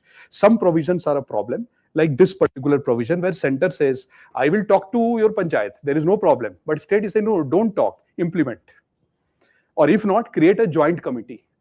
But here you are deciding everything. Now that's the first thing. Second, who decides the kind of project that will run in a particular rural area of a particular state? Earlier it used to be decided by Gram Sabha. Now it will be decided by center. So center said, I will decide whether you need irrigation project or whether you need road project. State is saying, why? It is my state. I should decide the priority. Center says, no, I will decide. I will give you project, but I will decide what does your state require. Center is saying, where is federalism? State is saying, where is federalism? Center is saying, I'm talking to your panchayat. See, that is federalism. You see the problems. So priority is decided by center. Priority is implemented by center. So state said, then you decide what to construct. You pay for it. Center said, no, why should I pay? Because you will get the benefit. So state said, how will the payment be made? Center said, simple, 60-40. 60% center, 40% state. In general, Northeast 90% center, 10% state. And those union territories which are controlled by center, where there is no legislature, so there 100% of the funding will be done by center. So if a UT is under center, center said I will do it. But in general, if there is a general state, center said that I will give you 60%, you manage your 40%. Center said, state said I don't want to do it. Center said you can opt out. There's no problem. Because I'm giving you 60, you need to give 40. State governments objected to it, that look at this unfair thing that you are doing, center. Why? Because earlier, what was the contribution of the center? Earlier, the contribution of center was 90 and state was 10. Now the normal contribution of center is 60, this is 40. Even now the states would not have opposed. But the state governments are saying that in this 60 also, sir, you are deciding which rural area deserves employment. And within the rural area, which projects should be taken, that also you are deciding. So then why are you not giving more than 60? Because majority of the thing to you are deciding. So in major decisions, you don't even consider me. So please increase the contribution. Center said, no, I cannot increase the contribution. Why? The reason being that in other infrastructure projects, I am already giving you a larger share. For example, in road projects, bridges, airports, center is saying, since I am giving you a larger share, plus there are schemes related to research and development, which is running in this country, where 50-year interest-free loan is given by the center for the states for research and development. Interest-free loan is given by center to state for infrastructure, where center is not charging an interest rate. So center is saying, since I am doing those other things, I cannot bear more burden than this. It is not possible for me. So now this is the tussle which is going on. So in criticism, what will you write? You will write that every priority is decided by center, whereas the burden has shifted more in the favor of the center. Because now center has to give just 60%. Earlier they were giving 90. So it is in their favor that they are giving less. And the burden is against the states. Because earlier states gave 10, now they are giving 40. Whereas who has more power? Center. Whereas what are we? Federal polity. And under federal polity, there should be some fairness. So states are saying, sorry, this is not good. This is one problem. These are not so good thing. But what is the good thing? Good thing is the women reservation 1/3 still maintained. What is the maximum number of employment days that is available under VBG Ramji? Maximum employment number of days, 125. 125 days of employment. But there is a pause window also, where employment is stopped. How many days? 60 days pause window. And who takes a decision regarding that 60-day? State. And when is that invoked?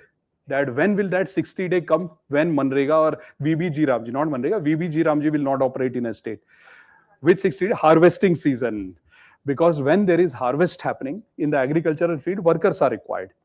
But if MGNREGA is operating, then the government of India and the state governments, they realized that the workers mostly wait for MGNREGA, that we will get money under MGNREGA, why to go in the field and work?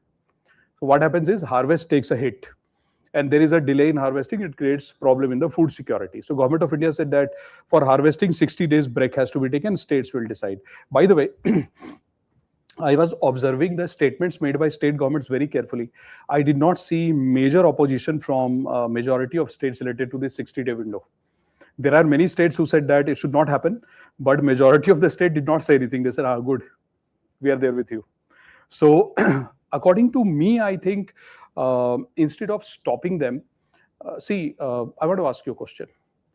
Tomorrow, if government of India says that I don't want anybody to prepare for UPSC, and they will start to penalize. UPSC will be open to everyone, but then government of India starts to penalize and say that, some years UPSC will not be allowed because I want more students in the field of science and technology or more students in research. So for one particular year, every alternate year, UPSC will be closed for engineers or people from science background.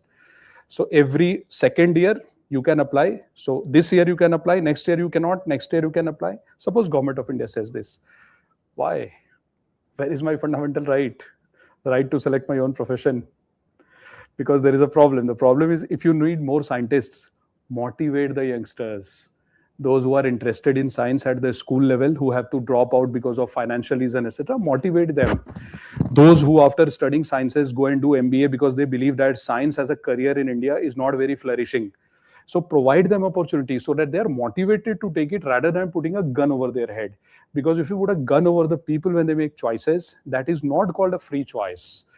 So I do not believe that, see, 60 days window is a good time where you are thinking about food security. But forcing people out of a scheme saying that because you are required there, okay, I am required in harvesting, who ensures that I get proper salary and wages there? What is the mechanism that the government has created to make sure that government does the audit so that my exploitation in harvesting is not happening? So does the government make sure that? I need to ask these questions. If the answer is yes, government has made provisions that if you are not allowing me to work under MGNREGA and if you are sending me to harvest the crops, etc., then you need to make sure that at least I get that kind of wage which I was getting under VBG Ramji. That wage to at least I should get. My physical care should be taken care of. My physical well-being is also very important. So are you ensuring this? If yes, then I don't have a problem. So we cannot examine this in isolation. When I teach you labor laws, there I will tell you that has the government made sure that when the same people go for harvest, are they getting the same wages or not? Because if everything is similar, we will say, okay. If things are not similar, we are not happy because you are forcing people and you are violating the rights. So this way we have to examine from GS2 perspective. So bacho, can you study VBG Ramji in isolation from labor laws? Not possible. First, you have to study VBG Ramji, and after that, in continuity, you have to study labor laws. Then only you can establish a connection, because what is a connecting point? Minimum wage. And minimum wage comes from labor laws, and it is applicable in VBG Ramji. So we have to see all those things. So what did we learn under VBG Ramji? That 60 days pause window is there. Now, disentitlement clause. I want to ask you a question. Suppose I come to you, you are the Sarpanch, you gave me a job card. I did not show up for work. Will you implicate me under disentitlement clause and you will say you are disentitled for next 90 days or 30 days? 3 months you are disentitled, you can't come? Yes, you will. Because you will say that when you called me, I didn't show up. You gave the job to somebody else and you said, you out, please. You come after 3 months, punishment. Now, the government of India, what they have done is they have said that we are removing the disentitlement clause and they are telling everyone, see, now we are not harsh on people. We are not harsh on them. The reason being that even if they don't show up for work, we are not banning them. Of course, now you cannot ask for that money, the dole which we were supposed to give you because you didn't show up. So if you are not coming, how will we give you money? We will start to give you the salary only from the day when you show up. So government is saying, but I'm not penalizing anybody. I'm not punishing. I'm not banning you. So see, VBG Ramji is better. But how do you decide whether something is better or not? First, you need to go to MGNREGA and you need to examine that how often the disentitlement clause was used. And when you go deeply into MGNREGA, you will realize that disentitlement clause was used in less than 1% cases. It was not used because these problems are not very rampant problems. So what happened? Disentitlement clause was not a major problem because these things were not very significant as an issue under MGNREGA. So even if the government removes it, they cannot claim that a significant improvement has happened because that was never a big problem. So that is the reason that Government of India, when they are saying that disentitlement clause has made us more liberal, significant changes have happened. Actually, change has not happened. The reason being that disentitlement was never a major problem. So something which was redundant, you have removed that, kudos. But don't say that big changes have happened related to disentitlement, which means that if I ask you a question that disentitlement has led to significant improvements under VBG Ramji, answer is no, because that was never a problem. It was a minor thing which never created an issue. This is also one thing we should keep in mind. Is it okay? Now, I told you that job card was uniform under MGNREGA, but under VBG Ramji, there are 2 job cards. So there is this Rozgar card, which is for general people whenever they go to ask for work. So they will give you this card. But if you are Divyang, or a single woman, or let's say transgender, or you are a bonded labor who was working as a bonded labor somewhere, you just got free and you don't have any other asset and you are very vulnerable, Antyodaya Anna Yojana category. So in that case, if you go to Panchayat and say, hey, where is my job card? They will say, wait, special job card for you in a different color. So which means that if you are vulnerable, they will make sure that you are given job on priority. They don't even make you wait for 15 days. The moment you go for job, they will say, don't worry, sir, in 1 or 2 days we'll call you. But normal time they ask is 15 days. But if you are vulnerable, that 15 days is also not taken. They say that you are our priority. So that is one good thing which has happened, which means that they know who is vulnerable. What is a bad thing? The color of the card is different. So is there a scope of discrimination also? Maybe. Because if you can identify who is vulnerable, so you can take advantage of my vulnerability. If I'm vulnerable, I am a labor, I don't have any asset, so corruption can happen. The panchayat can tell me that, oh, you have a card, you are vulnerable. No, that means you don't have power, economic power, social status. Then they will make me sign that I have worked for 100 days, whereas I'll get the payment for only 30 days. So can there be a problem? Yes. Because when you identify somebody and give a color to it, that, hey, you are this, good as well as bad. So in this case, what does the government need to do? I don't believe that color of the card should have been changed. I believe that the information should be coded in the chip. So whenever you scan, only then payment is made or something, identity is established. At that time, it should be known. But if I'm simply carrying the card, people should not be able to tell me who am I. Because if you are able to find that out, then it makes me vulnerable. That is my opinion. That these kind of things, we should be a little careful. Because we are a country which is very emotional and there are problems at multiple levels. So as a society, we need to protect those people instead of exposing them. That's my opinion. Rest, you can write your points. There is no problem. So because tomorrow you'll be an officer, you will decide. I can only suggest. So don't discriminate in terms of color of the card. So that is one point which is happening. So bacho, now you need to open the next page. And based on whatever little I have told you, I want you to fill this table. Because I have not told you all the points, but whatever points I told you, and then I'll tell you the remaining points. Can you please fill this table? So for example, let's say the first point, focus area of MGNREGA. What will you write? Livelihood through rural infrastructure. Rural infrastructure. Livelihood through rural infrastructure. And what will you write under VBG Ramji? What are the focus areas? I'll tell you. The first thing that you should be doing is whatever we are doing under MGNREGA is copied. Malab, livelihood copied, rural infrastructure copied. Copied, please write. Number 1, livelihood, and number 2, rural infrastructure. Keep the third and fourth blank. Number 1, rural infrastructure. Number 2, livelihood. These two are to definitely there. Now please write days of employment. Please fill it, fill it. Fill from your side as much as you can. Then we will discuss. Online and offline. Online kids, guys, please fill it.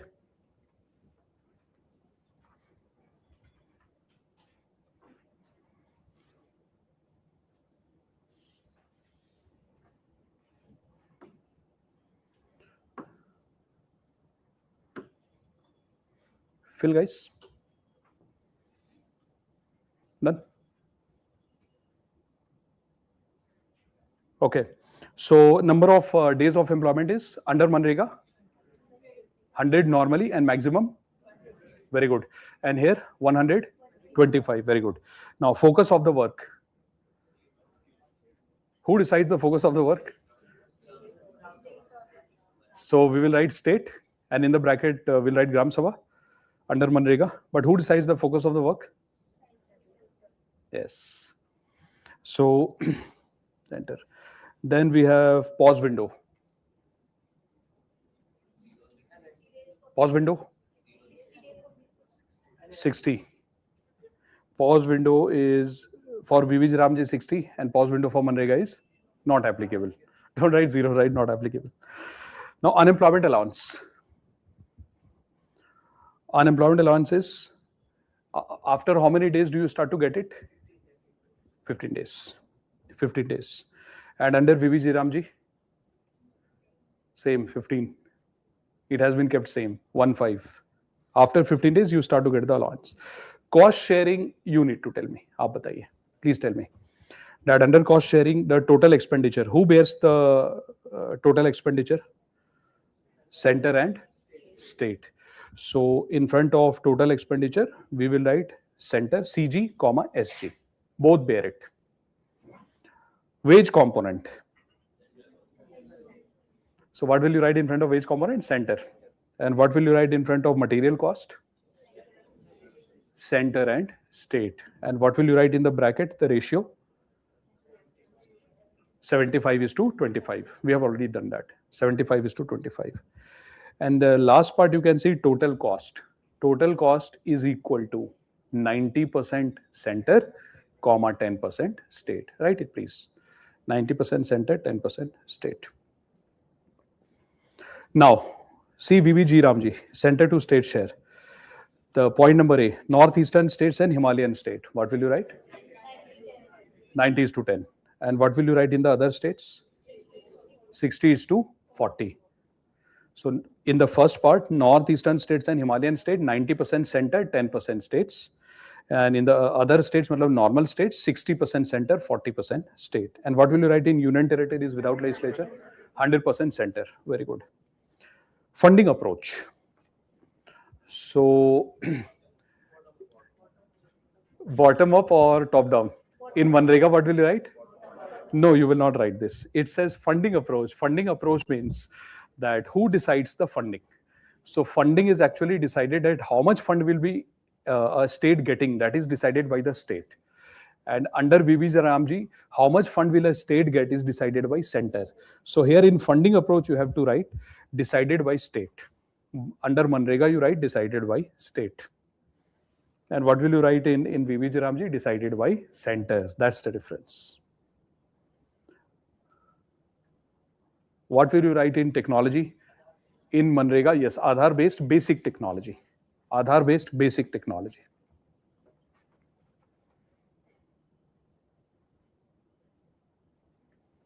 And here, please under Vajiram, please write advanced technology. Like AI. Like AI. So, bacho, to find duplicate cards, etc., they are using AI actually. So, AI. The next part, penalty for fraud. Under section 25 earlier, it was 1,000 rupees. Now it is 10,000. Under Vajiram, the penalty is 10,000 rupees. Employment card. What will you write? Uniform. Uniform. And what will you write in front of Vajiram? 2 cards. Abhi don't write the name, just write 2 cards. Beneficiaries.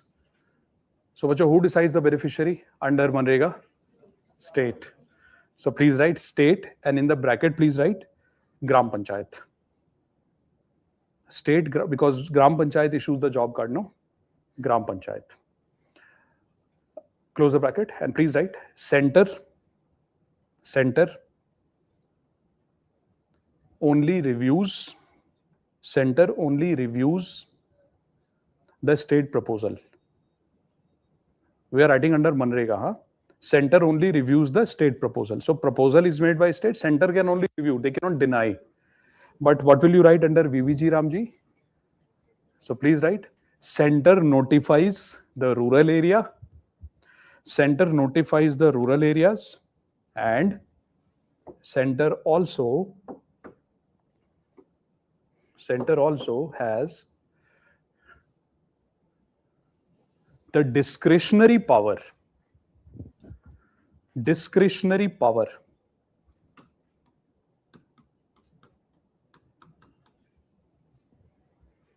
to decide the project to be undertaken.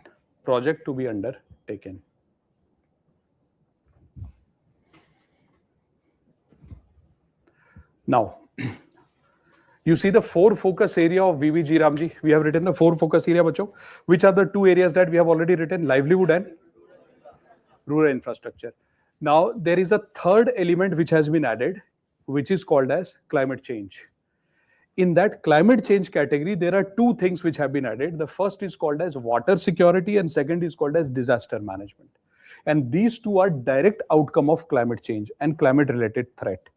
So the element called as climate change has 2 parts. First is water security, and the second is disaster. These 2 have been added. So please write the third component, water security, and fourth component, disaster management. Water security and disaster management. And then you please write third plus 4 is equal to climate. Third plus 4 is equal to climate impact. Climate impact. So it is directly because of climate change that these 2 things are a threat to us now. So what has been done in VBG Ramji? We have included climate change. We have continued with the good things of MGNREGA, which is the livelihood plus rural infrastructure. So if you have to talk about three broader categories of what are the focus areas of VBG Ramji, what will you say? You will say the first is livelihood, the second is rural infrastructure, third is climate change. But if you have to talk about the components, precise components, then you will say that water as well as disaster management, and then livelihood and rural infrastructure. These are the four. Now, has the women reservation been continued? 1/3? Yes, in both the cases it has been continued. Now about the job card. So please open your notebook and there you write about the job card because it requires some space to write. So please write about the job card.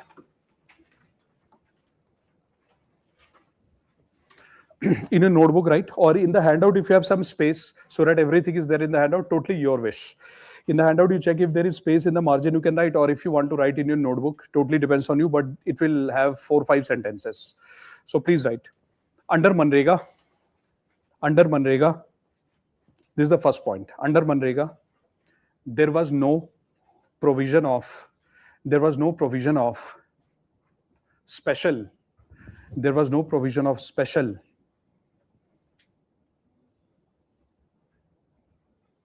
job card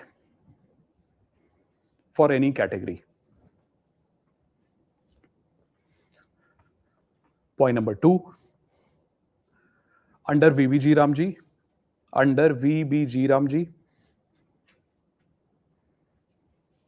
there are 2 job cards. Number A, Gramin Rozgar Guarantee Card.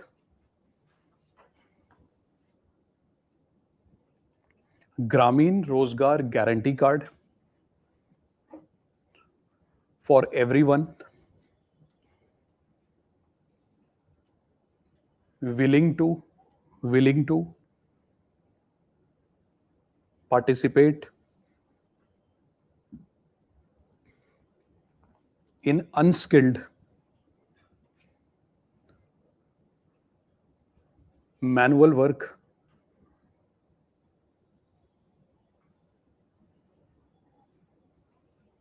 in rural areas.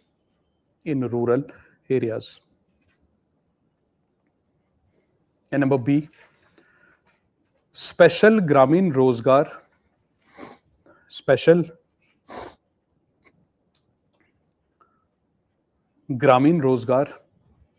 Guarantee Card. Special Gramin Rozgar Guarantee Card for single women, Divyangs,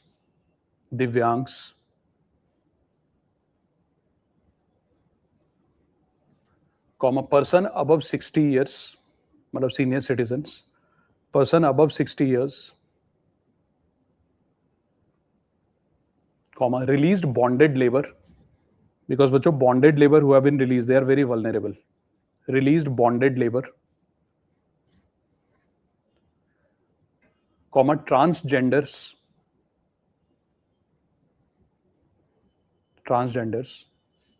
and particularly vulnerable tribal groups.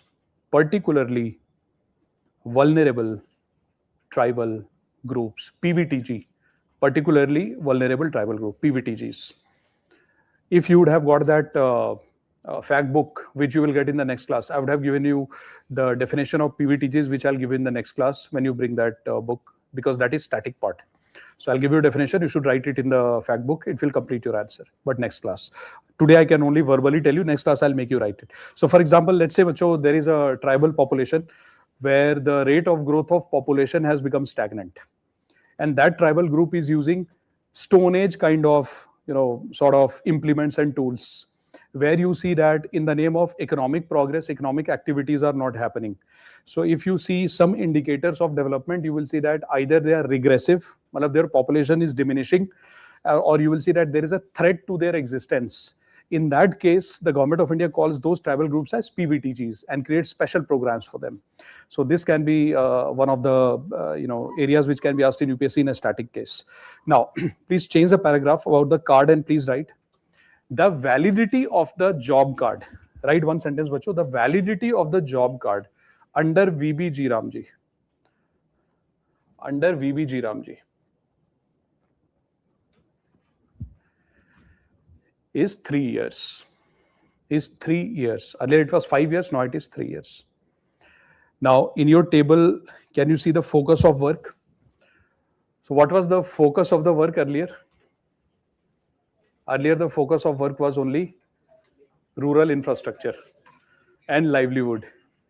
Means the focus of work under MGNREGA was whatever project we are starting, just do it. It doesn't matter which project you have to do. So if the project is irrigation, you do, project is related to canals, you do, project is related to road, communities, and whatever is there you have to do, scattered. There is no focus. So earlier it was very disaggregated, very scattered, because we don't know what is the target. But now we know, water conservation. Now we know disaster management, rural infrastructure, livelihood, which means now it is more focused, because now categories are there that the work will be related to 4 areas, either climate change or livelihood or rural infrastructure. Earlier it was only rural infrastructure in a very scattered manner, God knows what I am doing. But now the government of India is saying, no, I'm reducing it, making it more streamlined. So what will you write in the terms of focus of work? Under MGNREGA, please write scattered, scattered, scattered. And here in front of VBG Ramji on page number 7. And under VBG Ramji, what will you write? In front of focus of work? Focused, focused, focused. Earlier it was scattered, now it is focused. And in the bracket, what will you write? How many focus? 4. 4. There are 4 focus areas. So everything will be related to that only. 4 focus areas. Close this. Now, open your notebook, please. And your notebook, please write challenges related to VBG Ramji. And this challenge has to be written by you. So please tell me, what are the challenges related to VBG Ramji? First challenge, who will tell me? You are free to speak your point. Acha, wait. Let me start from the right side of the class. And to my online kids, guys, please type it. I want to read the comments, whatever you are writing. So please write the first challenge that you feel is the most important challenge related to implementation of VBG Ramji. Right side of the class, please tell me. And online, please type, you please tell me. Any point that comes to your mind, anything. You will not be wrong actually, because we have already known the story. So more centralized, which means that your friend is saying that there is a centralized tendency under VBG Ramji, which means that she's saying that it's top-bottom approach, top-down approach. Instead of bottom-up, it's top-down. Very good points. Please write. I will just take the points from you guys only. First point is that highly centralized, comma, top-down approach. And bacho, your online friends are writing same point, that challenge to federalism. So please put a comma in the first point itself. Very good. And please write challenge to federal polity. Challenge to federal polity. Did you notice what we have done? We did not separate these points. In the exam, if you separate these words which you have written, no, examiner will smile and they will say that you are writing the same points in a disaggregated form. It is actually same point. So first point is done. Second, let me take from online. So one of your online friends, not one, but many of them have written that where is the conflict resolution process? There is no conflict resolution process. Hai na? So which means that federalism is challenged here. Because normally when you design a program, if there is any conflict, for example, state government says, I need irrigation projects. Center says, no, you need roads. Where is the conflict resolution? Where will you go? Because center says, I'm keeping all the power. This is also a problem. So please write point number 2, lack of conflict resolution mechanism. Lack of defined conflict resolution mechanism. Lack of defined conflict resolution mechanism. Third point. Bacho. So can you please tell me that who bears a higher financial burden relatively? So please write increased financial burden on states compared to MGNREGA. Next point. So, bachcho, who decides the priority of the infrastructure? Center. So, and who funds the priority? State. So, don't you feel that somebody's dreams are being financed by somebody else? Yeah, obviously. This is the exact line which some states have used. I've taken this line from the newspaper. So please write. As per states, comma, center's priorities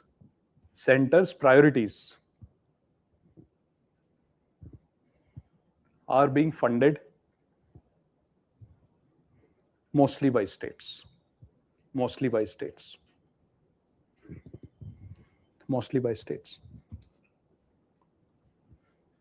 Next point. Absolutely correct, Ayush.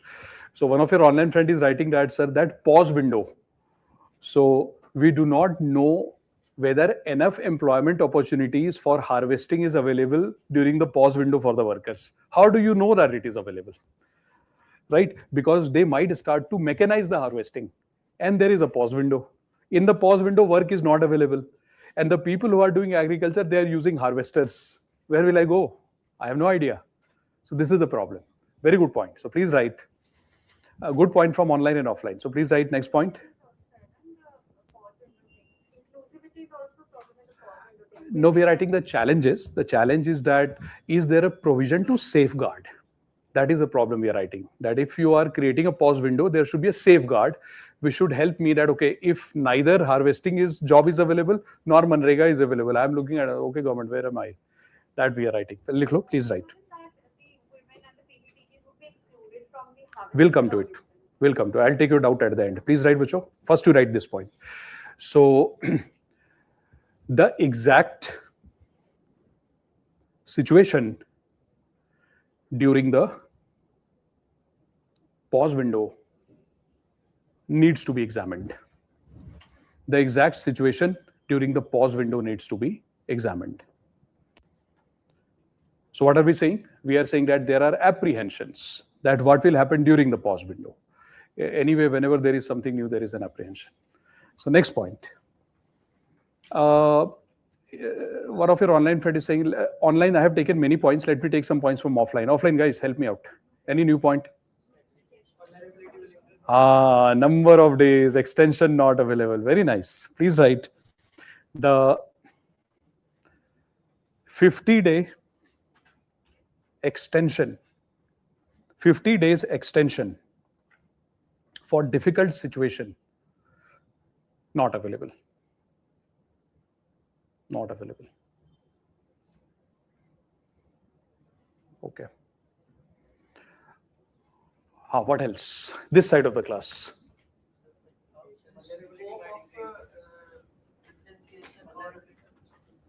Got it. What else? Cards. What else?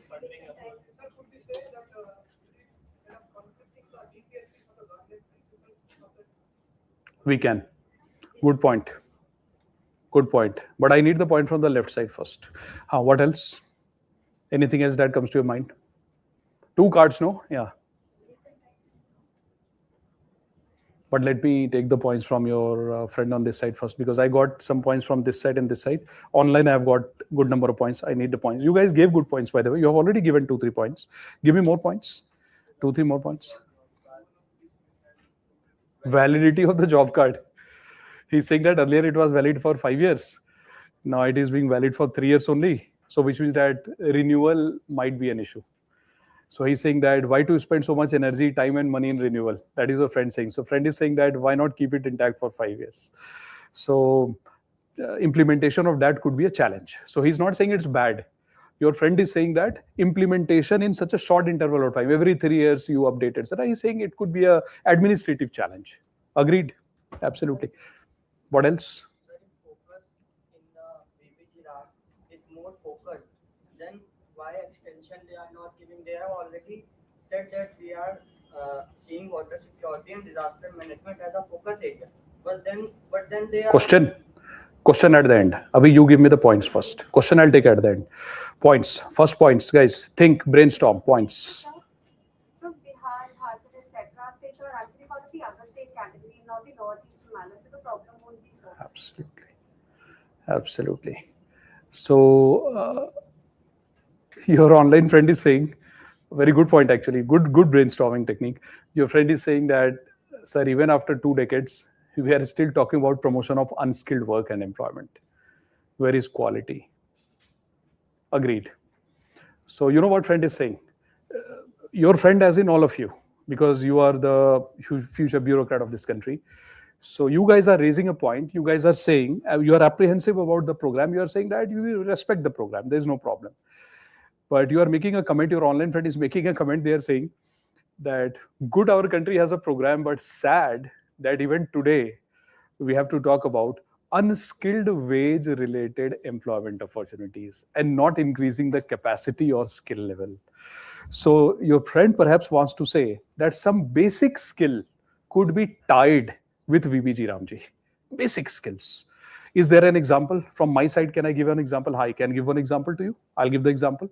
So for example, there is a program by Government of India called as Jal Jeevan Mission. Under Jal Jeevan Mission, the Government of India is trying to provide clean drinking water to every rural household. Do you know what the government has done for the repair of the tap water? Because you are giving tap connection to the rural area. After some time, the tap will stop working.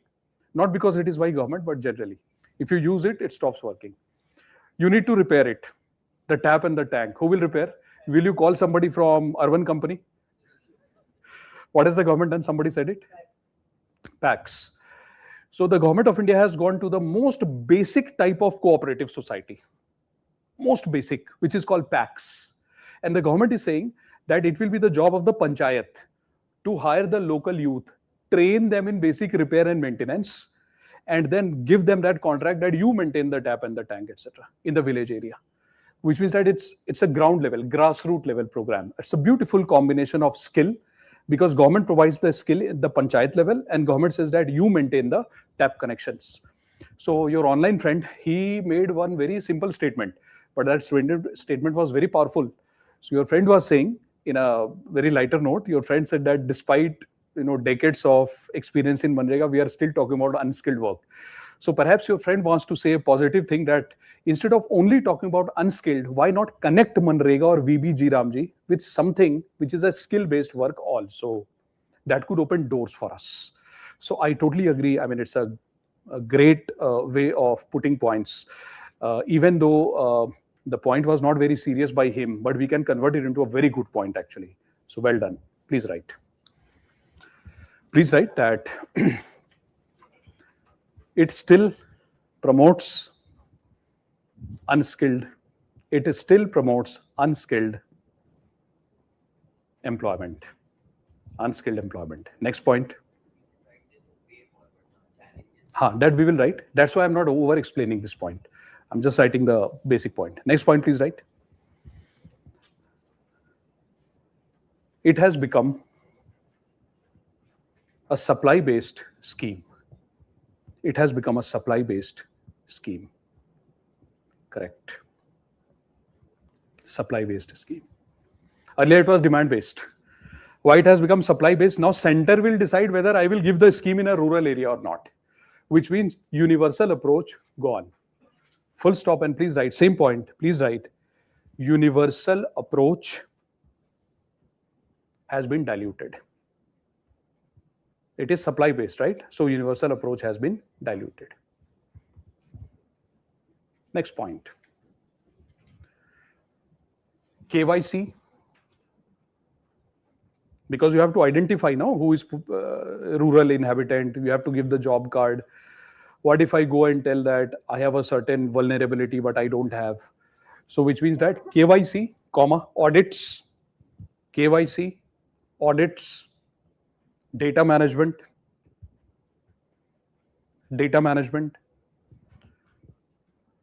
because you have to maintain the data management, financial literacy, still remain a challenge. Still remain a challenge.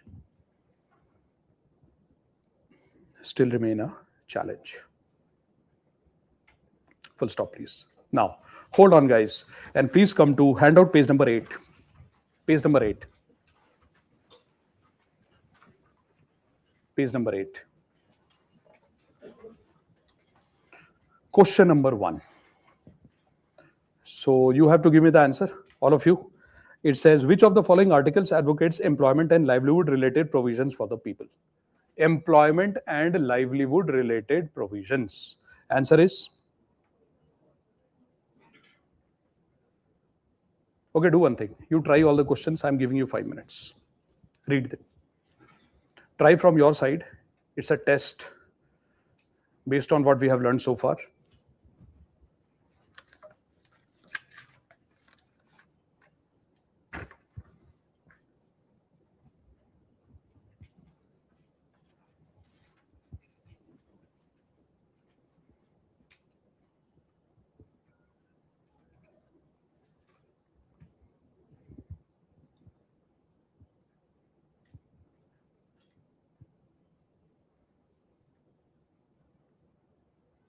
Okay.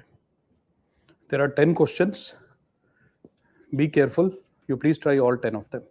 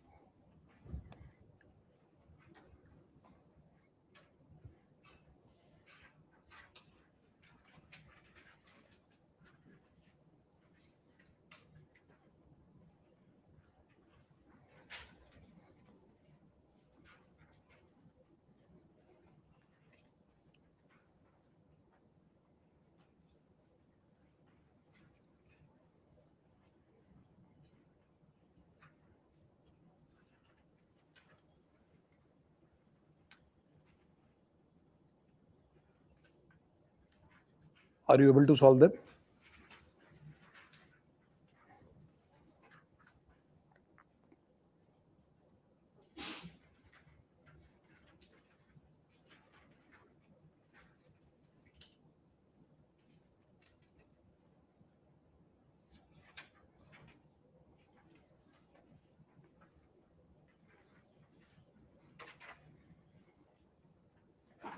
Done?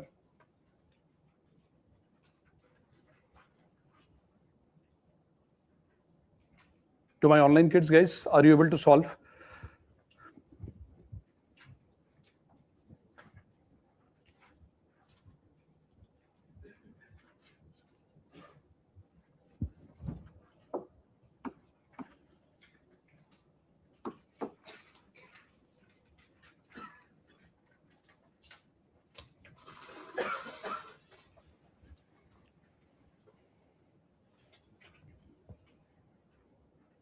Great.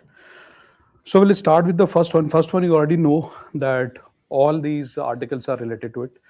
So answer is, question number 1, answer is all 4. D. Question number 2. Consider the following statements regarding employment generation programs in India. I told you a story. Based on the story, you can easily answer this question. And let me tell you, the reference that I used to tell you for the story is the NCERT, Standard 12th, India's Economic Development. I picked all the points from there. So this also tells you how to integrate the static with the current. So as you can see, the first option, during the first few years of the plan, government drafted independent employment policies. Absolutely wrong. There was no independent policy. It was only growth related policy where employment was included in it, but not a separate policy. So first option is wrong. Second option, The initial plans focused only upon promotion of economic growth. It says the initial plans focused only upon promotion of economic growth. This is absolutely correct. The initial plans means we are talking about the first 20 years of the plan, 50s and 60s, only on economic growth. Later on, it became development. So if you read the first statement, first few 5-year plans, government drafted independent employment policies. No. The second statement says the initial plans focused upon promotion of economic growth. Yes. So if I'm saying in the second statement that the focus of the government was only economic growth, then the first statement can never be correct. Because if your focus is only economic growth, how can you design an independent employment policy then? Because I am saying I am the government that my focus is only growth. And on the second, in the second statement, I'm saying that, but government also created a separate employment policy. How is it possible? If I'm saying that only growth is my priority, I cannot create an independent employment policy, which means the first two statements are mutually exclusive. One will happen, second will not happen. The meaning of mutual exclusivity here is that if one happens, other will not happen. Either of them will happen. So which has happened? The second one has happened. The first one has not happened. So mutually exclusive means both will not happen together. One will happen, other will not happen. So which one happened out of the first two? The second one happened. And the first did not happen. So yes, first two statements are mutually exclusive. Just I'm saying that I am attending a Smart Current Affairs live session now. And I'm also saying that I am having, ice cream in the market at the same time. It is not possible. Mutually exclusive. So I can do either of them. So yes, this is mutually exclusive. Now, by the way, I told you that we should not copy what UPSC did in this year's prelims, but we should take some cues and some signal from it that yes, they can experiment. So our practice also should involve those elements of experiments. That okay, if new things are created, how will they create a new question? This question I have not copied from anywhere. This is a totally new statement. This type of statement can be asked in UPSC. So you can use this. Statement 1 or 2 are mutually exclusive. Second, both statements 3 and statement 4 are inconclusive. No. Statement number 3 says government targeted to generate employment through self-employment program. Yes. I have not written the year or the decade, but we know government targeted. Fourth statement is wage employment programs were used to generate employment. Yes. In 1970s, 80s, government did that. So we have not written any year, we have not written anything, but the statement is true. That yes, government did it because government itself is saying that I have designed program for wage employment, I have designed program for self-employment. So it is not it is conclusive that yes, they have done it. Under that, what they did specifically, that we should study. But yes, they have done it. It's conclusive. It is there. It is definite. So inconclusive means we cannot conclude whether they did it or not. No, they did it. It's conclusive. So the statement says both statements are inconclusive. No, it is conclusive that actually it has been done. So second statement, B is wrong. Because in B, we are saying that statement 3 and 4 are inconclusive. Whereas we know that both are conclusive. Actually, it has been done. And how do you know? Because we have MGNREGA, which is actually wage employment. We have IRDP, which is actually self-employment. So yes, conclusive. So B is wrong. C, statement number 3 is correct, but statement number 4 is wrong. So it says 3 is correct, but 4 is wrong. Both are correct. Actually, both have happened actually. So both are correct. So statement C is also wrong. C we will not pick up for the answer. D, all statements are wrong. No, that is not correct. So now if you check A, B, C, D, I told you, it will be a very unique kind of question. It's a very different kind of question. So here, if you are very good in literature, etc., then you can easily pick it up that what is the meaning of inconclusive, what is the meaning of mutually exclusive, and UPSC is playing with these kind of things. This is my expectation that if they try to maintain the same standard, they might ask this type of questions. So that is why the answer of this question is A. Statement 1 and 2 are mutually exclusive, which means we are not bothered what is right, what is wrong here, because the question type is very different. You cannot put this question in any certain type. It is mixed. So answer is A. That is the answer of question number 2. Question number 3. Why did I give this question? I told you that certain level of basics should be known to you. So this is not from current affairs, but I thought that I'll share one basic idea with you to fill the gap if there is any gap in your preparation. What did I tell you? That initially when the government designed program for wage employment, they also included something which is related to food, because government said that only wage will not help. We are a country with poverty and nutritional insecurity, so we need food. So if you see this program, question says under which of the employment program food was also given along with wages in the form of cash. Cash was also given, food was also given. So you can see first program, food for work program. Yes, his name is food for work. So here the government of India definitely said, okay, I'll give you food. Second program is Jawahar Rozgar. This is just for your information purpose. Jawahar Rozgar Yojana. Under this also salary and food was given. Third program, Sampurna Gramin Rozgar Yojana. So it says Sampurna Gramin, means all the rural areas will have employment. Food was also given, cash was also given. But if you look at the National Rural Employment Guarantee Act, only cash. So look at the first program, it says food for work. Under food for work program, will food be given, will cash be given, or both be given? Name is food for work. Food for work, bacho. Name is you work, I'll give you food. Food for work. Food, so food is given, cash is given, both are given. His name is food for work. Only food. What does the question say? Question says under which of the employment program food was also given along with wages. So the first program is food for work. Only food was given. So question is saying both should be given. So first is not the answer, because first ka name is food for work. How can you give salary under food for work? You have to give food. So the first answer is, first option is food for work program is not the answer. It is wrong because it's only food. But if you read the second, Jawahar Rozgar Yojana, Sampurna Gramin Rozgar Yojana, they are giving both food and cash. And under MGNREGA, only cash. So now tell me what is the answer? Only two. And the answer is second and third, Jawahar Rozgar Yojana and Sampurna Gramin Rozgar Yojana. आपको पता है one question was asked by UPSC.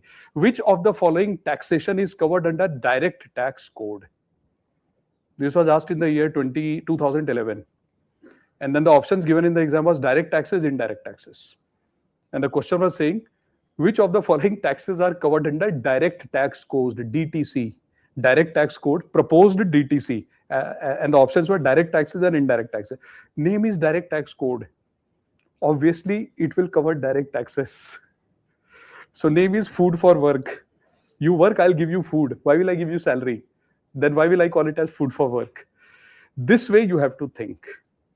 So this is your static, just as a flavor to tell you that if there are gaps, you should cover it like this.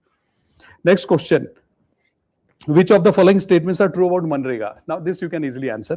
So what's your first statement is guarantees maximum up to 150 days of employment, right or wrong? Maximum 150 is right. Second, around 30% employment generated reserved for women. One third, 33%.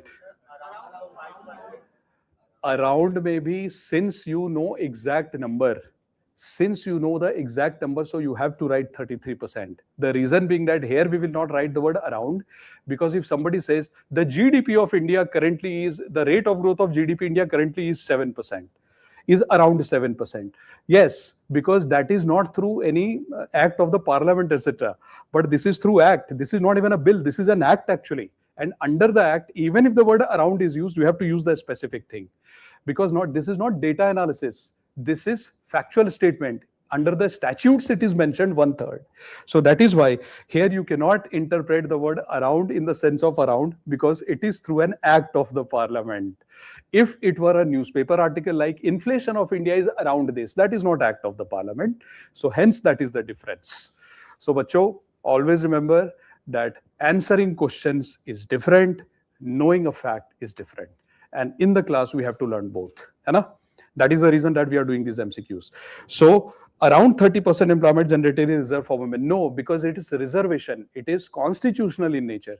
So around has to be interpreted also in the nature of perfect precise figure, which is 33. So second option is wrong. Now third option, center had to pay around 90% of the total expenditure on MGNREGA. Because the figure is 90%. Whether I use around, whether I use perfect, doesn't matter, but 90% was the correct point. So yes, center had to pay around 90% of the total expenditure on MGNREGA. Yes, precisely center had to pay 90%. So correct. Next point. Center pays 100% of the wage cost under MGNREGA. Absolutely correct. Entire wage means 100% wage is paid by center. Correct. So what is the answer, bacho? A, B, C, D? C. C. What is the next question? Next question is, consider the following statements regarding disentitlement clause under MGNREGA. This I expect that you should be able to answer. Can you help? What is the answer? It has created significant impact over wages received by workers. Significant. I told you it's insignificant, less than 1% impact. So factually, it is incorrect. Number two, it has made the government aggressive in penalizing workers. It has made the government soft. They are not aggressive. Third point, female workers are exempted from the clause. Now, there is no discrimination in this, right? So which means all the three options are wrong. None of these. Question number 6, compared to MGNREGA, which of the following are unique focus areas of Vajiram ji? So let's read the question again. Literature, playing with literature. Huh? It says, compared to MGNREGA. Okay, fine. Which of the following are unique focus areas of Vajiram ji? So it is saying unique areas means those areas which are there in Vajiram ji, but they were not under MGNREGA. Answer is water. And number 2, disaster. Perfect answer. So answer is water and disaster. Number 1 and 4. That's your answer. Unique means which is there in Ramji, but it was not there in MGNREGA. Absolutely. Question number 7. Which of the following statements are true about Ramji? In general. Look at the first part. It's in general. Huh? The center bears higher share in total expenditure compared to state. In general, no. In general, 60-40. So what is the statement saying? Centers bears, correct. Center bears higher share in the total expenditure compared to state. Yes. So what is the estimate to say? Which of the following is true? So yes, in general, which means that whether you take the 60-40 wala case, that is in general actually. Whether you take a special case, relatively higher burden is over the center. But if I change the statement and I say compared to MGNREGA, the center bears a higher share of expenditure burden under Vajiram ji. Wrong. Because under MGNREGA 90%, under Vajiram ji 60%. But still that 60% is also higher burden. So yes, first statement is correct. Second statement, state governments notify the rural area. State governments notify. State governments don't do anything here. They are simply watching and they are criticizing. That's it. Right? So state governments notify, no. Third point. Correct. Center has the discretionary power to decide where the scheme runs. Yeah, center has the discretionary power. They will decide which rural area should have this program, which area should not. Absolutely correct. So first statement is correct and third is correct, which means 1 and 3 are correct. Question number 8. Ye to aap bata doge. I think you can easily tell. Huh? Which is the answer? Which of the following entities are responsible for special Gramin Rozgar Guarantee Card? The one is anyone who is ready to work, no. For them, general card. And for the first 1, 2, 3, specific card. This I have given you as a dictation. So correct. Question number 9. Please give the answer. Consider the following statements regarding MGNREGA and Vajiram ji. Under MGNREGA, the center decided the national minimum floor wage to be rupees 241. Current affairs. So, you know, I told you something. I told you that the concept of minimum wage, actually I gave you a passing reference, concept of minimum wage came through labor laws. But MGNREGA was passed when the current labor law was not there. Which means that under the previous labor law, the concept of national minimum wage for employment was not there. But now under the current labor laws, which I will teach you in the class, listen to it very carefully. It's very interesting. You will like it. Under the current labor laws, the government of India has said that central government has the power to look into a particular job and see the risk related to the job, the physical requirements of the job, the emotional trauma that the person faces, the amount of food or nutrition that I require to perform a certain job, the effort that is required from my side. By considering all the factors, the central government notifies a minimum wage for every kind of activity. So central government has said, by looking at these things, I am deciding what should be the national minimum wage for India. That if anybody is doing a work, they should do that. They should be getting a certain minimum wage. But then the government is saying, if a state government wants to provide a wage which is higher than that, which the center has told, they can do it. But nobody in India has the power to provide a wage which is lower than what the center calls as minimum wage. So suppose the central government is saying that based on whatever work you are doing, blah, blah, dignity of life, food, clothing, shelter, if you include everything, a person should be getting, let's say, 500 rupees a day. So center said this is called national minimum wage. Nobody in India should give a wage which is lower than this. But if I am doing a job which is even more risky, and state government says, I want to declare a higher wage, you can. But if the state government says, center, you have said 500, but the people in my state, they are doing the work, but they are not facing risk. So I want to give them 400. You cannot. So now the central government is saying that there will be a floor. Floor means minimum wage, which will be decided by center, and that will be statutory, that everybody has to follow. So the wage that you get as a wage in different activities in India, either it should be equal to that minimum wage or it should be greater than the minimum wage. So actual salary of you and I cannot be lower than the minimum wage. So the same concept of minimum wage now applies to VBG Ramji. Earlier, this concept was not there. So state government used to decide, I'll give this money, I will not give this money. There didn't used to be a uniform minimum wage, but now there is a minimum wage. So if you look at the first option, it says under MGNREGA, the center decided the national minimum floor wage of 241. Central government never had the power to do it. So they never decided anything under MGNREGA. Under VBG Ramji, they are. So the first option, first statement is wrong. And why didn't we do this exhaustively? Because we have to do it under labor laws.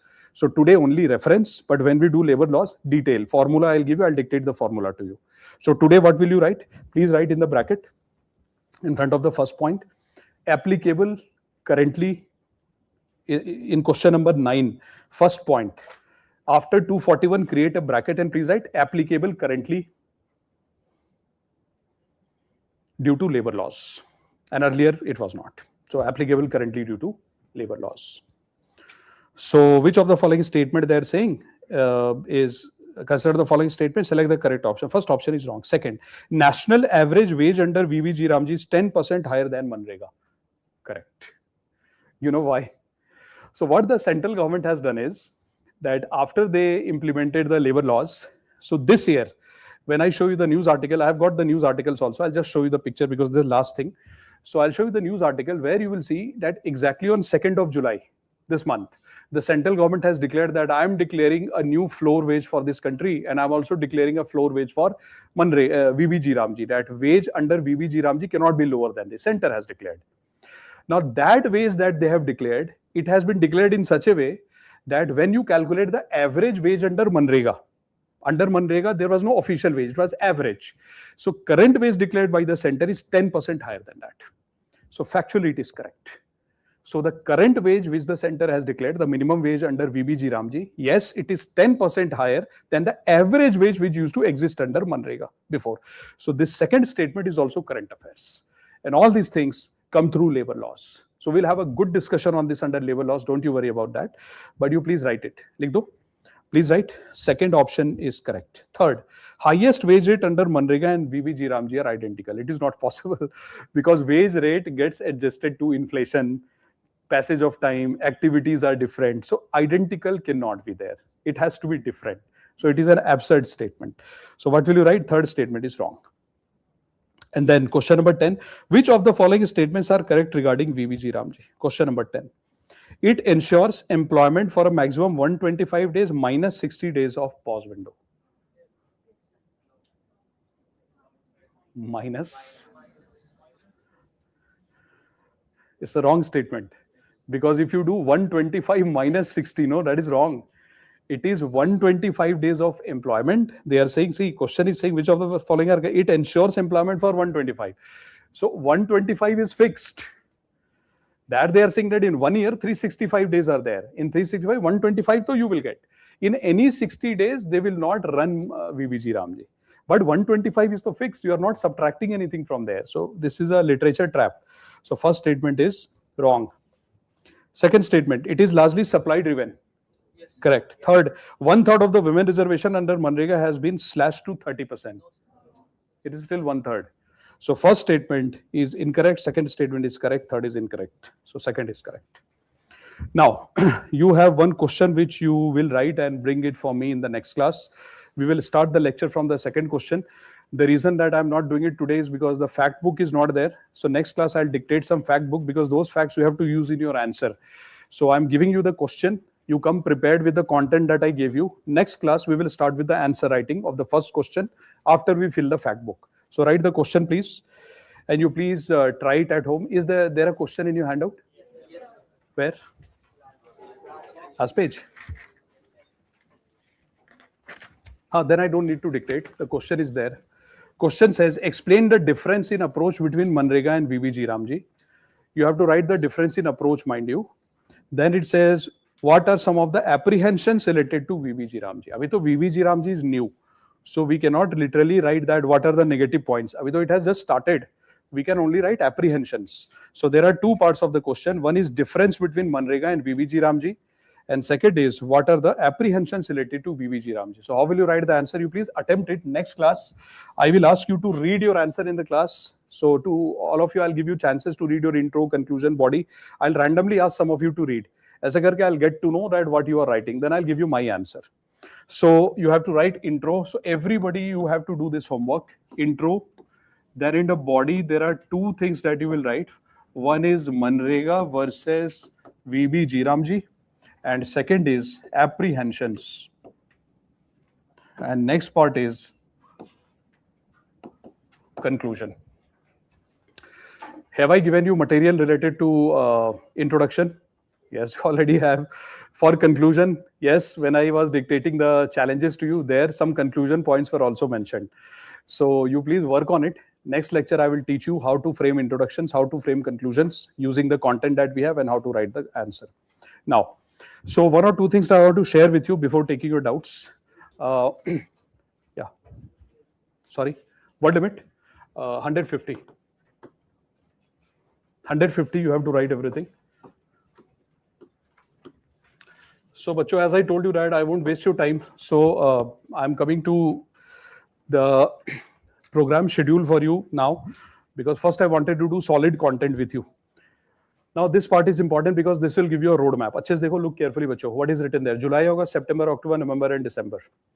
So, till December, you will have weekly classes, 2 classes per week, Tuesdays and Fridays. 5:30 the class will start. Based on the topic, we'll study like this only. Then MCQs as well as mains. Now, what is so special about this phase? This phase is prelims comes mains phase. The reason being that whatever answer writing you have to do for GS 1, 2, 3, 4, you cannot learn it one day before your mains exam. It is not possible. The foundation of your mains next year has to be laid now. Because imagine that you are coming in a session after prelims and there somebody tells you, let me teach you answer writing. So at that time, answer writing is not the important part. At that time for you, important thing is content. Answer writing techniques have to be learned now only so that you can apply this in the content next year when you are writing your mains. So what we'll do in the class is, as you can see today, we have done a theme, MGNREGA versus VBG Ramji. We did it from prelims perspective. We did a little bit of, we connected with polity. I gave you a mains question because the content of the mains answer already I gave you in the class. We just have to polish it in the next class. This is exactly what we will do till the month of December. This will make you mains ready. Being mains ready is important because by December, you should have that confidence that throw me any question, I can give you introduction, I can give you conclusion, I can give you the content of the body. This confidence should be there inside you. And this confidence will come only when you start your mains answer writing practice right now only in the class. At home, nobody will be there to guide you what to write in intro and conclusion. That is the reason that we'll do it in the class. Next lecture, you come prepared with the answer so that when I ask you to read your answer, you can tell me the points online and offline. And I should know that you are working hard and what are your mistakes. So this is the first phase. Once you are ready with prelims and mains kind of content here, especially the mains content, then when we move to January, February, March, April, this is the time when our Smart Current Affairs program, it converts into a prelims crash course. You will continue this program. And here what will happen is, instead of doing anything related to mains, our focus will only be prelims. And this year we'll start it in the initial part of January only, so that we have more time to cover everything related to prelims. So if there is any new thing which has happened between, like for example, budget and survey will come here, it will automatically be covered here. And this program is so exhaustive, which means that we pay a lot of focus on prelims so that we don't leave out anything here.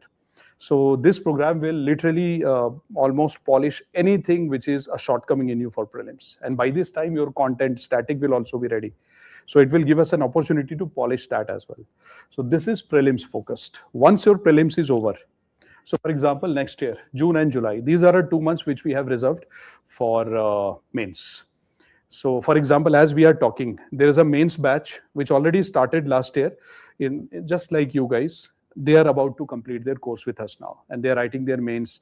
Many of them are writing, many of them will write next year. But that is the batch which is there. So you will also be a part of this batch, because this is your continuous program. You are in a year-round program now. So these are the phases. We'll put you in the first phase in prelims come mains, second phase prelims, this phase mains. And here what we do is we increase the dose of answer writing, because here we will not do anything related to prelims, only answer writing in the class, mains content and answer writing. And we'll give you the feedbacks in the class as to how you are doing. So this is our plan. Here you'll have 2 classes. Here in the prelims, because we don't know the content here.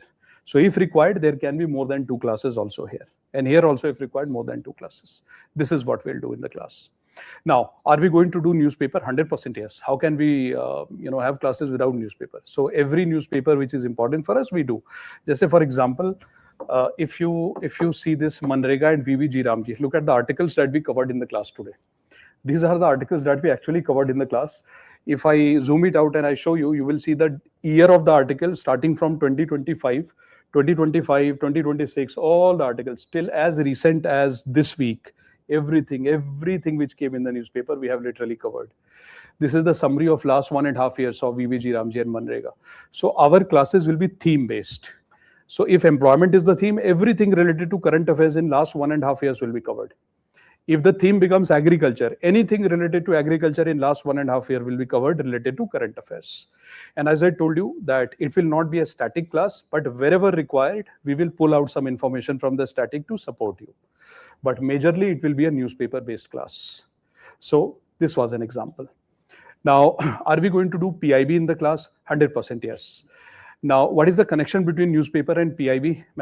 I'll just show you one example, and then we can understand that how to integrate PIB in the newspaper. So what happens is, whenever something comes in the PIB, same thing comes in the newspaper. Example, see, look at this, please. So for example, you can see green hydrogen question coming this year in the prelims. So look at this article. This question was from here itself. I'm not holding this class to show you after the prelims that, hey, this is the source of prelims. We are not doing that. We are here to prepare for current affairs. But I'm showing you something. This is the prelims question for this year related to green hydrogen. This article which came in PIB 12th November 2025, actually this was sourced from here. But when I went deeper, I realized that Hindu also wrote an article in December 2025 by borrowing same points from PIB. So if anybody would have read PIB or would have read Hindu, same article, you would have been able to answer that question. So where do these newspapers source their information from? PIB. PIB is their original source. So if anybody says, I have not done PIB, but I have done Hindu newspaper, you are wrong. Actually, you have done both. Because in the newspaper, PIB articles are also written, rewritten in different form, different ways, etc. But if we find that there is anything in PIB which is not there in the newspaper, but it is important, like I'll give an example to you, labor laws. Labor laws coverage in the newspaper, I did not find it to be too good. I found too many lacunas were there. They were politically motivated. I didn't like them. But where did I pick most of the points of labor laws which I'll teach you in the class? PIB. Because PIB is the most authentic source for labor laws. I really felt that somebody was writing an exceptional article on labor laws in PIB. Brilliantly written article. But newspaper, I found to be slightly weak. So that is the reason that we will definitely do PIB in the class. So you can be rest assured about PIB part. Now, one thing which we will definitely do in the class, for which I suggest that you please, I'm repeating this, you please take it very seriously. We will tell you the topics that we are going to do in the class beforehand. Like for example, I told you that employment is the theme. Now it is expected from you that you will go home and you will open your standard textbooks or class notes or anything from where you have done the static part, and you will revise the definition of labor force participation rate, unemployment rate, basic things. If you come with a revision of that, at least when we do the newspaper, you'll find it easy to do, easy to understand in the class. And if you have any issues related to that, definitely we can handle. Etika, is it okay? Now, for my online students, guys, first, this is what we do. So whenever we complete a class, first we take the doubts of the online students, then we'll come to you guys offline. And then other than doubts, if you have to ask anything, I'll be there. So please tell me, to my online kids, is there anything that we studied today which troubled you? Where you felt that some sort of help is required, or do you feel? Yes. So for example, we have test for prelims and we have test for mains. The test that we conduct in the class, plus we will give you occasional test to write. So it is included. So if anything is there where you want to ask any questions, online first, we'll definitely, isko niche kar dijiye. Can we pull it down? Last year, Gulam, I think that, thank you so much, guys. If you're leaving, thank you so much. And study well. So, no, it was not about PDS. We are talking about National Food Security Act. So, my static classes are going on. Will that cause problem? No, Ayush, it will not cause any problem to you. I think it will be perfect. You can create a combination of both the classes. Thank you so much, guys. So if I get a layout in the static part, because statically you will have to work from your side, because as I told you that if we start to convert this class into a static class, the problem will be that newspaper PIB in itself is humongous. Then it will impact the quality of the program and current affairs will be compromised. So occasionally when I feel whatever is required, I'll bring it, but it will be a current affairs based program. How article is definitely, because in the question, as you can see that livelihood as well as employment both are mentioned. So that is the reason that all the articles which I have mentioned directly or indirectly, they get embedded in it. It will not be available on YouTube platform. It will be available in the Vajiram platform, which is meant for the current affairs, the Vajiram app and the portal. Word limit for the question is 150 words. Yes, you can, Akila, if you are doing self-study, then you should read the title, as well as you should also see the Vajiram list, which is released every day related to which articles in the newspaper you should read. Economics module, I am going to begin in the first week of August. That is for this year. First week of August, I'll start. And as usual, we'll continue. Today was not able to join from, because today it was an open session for the YouTube as well. But this is largely exactly the way the classes will be conducted. So just to give you a feel, should we read recitals?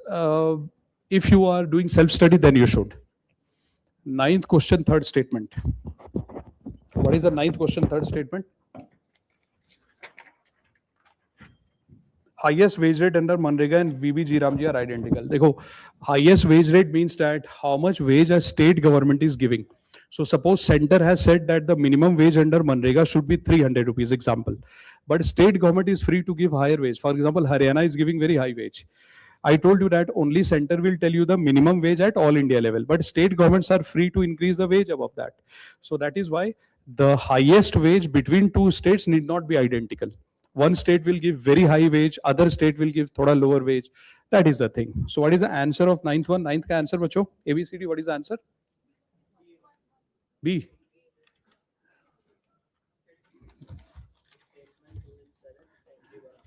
So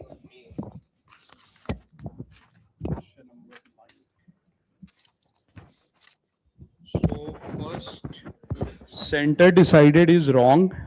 Question number 9, first is wrong, second is correct, third is wrong, which means A, only one. This is a separate program, Ashpreet, it's a separate program which I only take for current affairs. How can one use your notes for today's class for broad press along with definitely, for example, in today's class, I made you write a few things, which was introduction and conclusion. And in today's class, we filled a table. So in UPSC mains answer, which I have given you a mains question, There actually you have to use the introduction and conclusion which I gave you along with the table to write the body of the answer.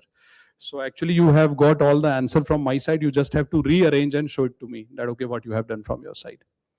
Word limit is 150 words. Answer checking separately will not do, but will give you feedback. So for example, next class, when you come with your answer, I'll ask you to type your intro in the chat box. And I can tell you that whether your intro is good or not, or conclusion. Body of the answer will be same because I've already given you a table. That table cannot be different. For example, difference between VB, GRAMG and MGNREGA cannot be different. But intro and conclusion, yes. So you will have to type it there. I'll refer to it. For your offline friends, I'll ask them to read. And then this is how I decide whether the answer quality is improving or not. Okay, so recital, yeah, if you're doing self-study, you should read recital. If you're not doing self-study, then you should do the handouts plus 3 articles of the newspaper. That should be enough. All the subjects like I say, yes, it will be like this only. Pattern is like this only. So for example, economics, IR, science tech, everything is taught like this, same pattern. But yes, don't expect that classes will be sort of very selective in nature. No, classes won't be selective. The reason being that if you cut down on your hard work and efforts for UPSC preparation, it will damage the quality of your preparation overall. So current affairs should not be done very selectively, but whatever is relevant, it should be done. It should not be very exhaustive also, but it should be to the point. For example, in today's class notes, if you check, you will not see anything being repeated or very bulky, etc. Hardly 4 or 5 pages maximum, and a very light handout for you. This is how actually we have to do it.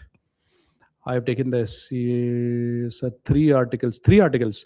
Article 21, Article 39, and Article 41. Those 3 articles. Acha, 3 articles from newspaper. 3 articles from newspaper is, for example, you are reading editorial. Any one article related to, let's say, polity, and any one article related to IR. So 3 articles a day. Any 3 articles which you find interesting in the newspaper, you will take it. You should do it. So Bhavna, Ridayan sir will do the polity part. So anyone who is a part of our current affairs program, they are not there in the GS. So the GS team is different, the current affairs team is different. So that's why you might not have a exposure to them. All right.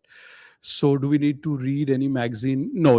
You don't need to read any magazine, and the pattern of teaching is same. There is no need to read any magazine. Our handouts itself, the compilation of that is almost like a magazine at the end.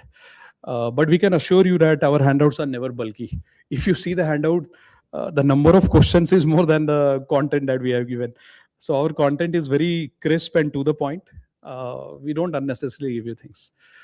So I suggest not to read magazines, but yes, you can read newspaper for sure. And if you read occasionally some great article in some magazine, definitely, why not? Like Down to Earth, suppose you opened and you saw a very good article related to climate change. Pad lijiye, it's good for you, but you don't have to necessarily do it if you are a part of the program. So next class, you come prepared with labor laws and employment, basics, not current affairs, basics. So that when we do it in the class, it will be easy for you. No, if you are doing smart current affairs, don't do anything else. No other videos, nothing else to be done. I suggest that you make the notes in the notebook itself. Notebook is a good idea. Your class will be absolutely correct. My class normally will be 99% cases, my class will be the Tuesday class.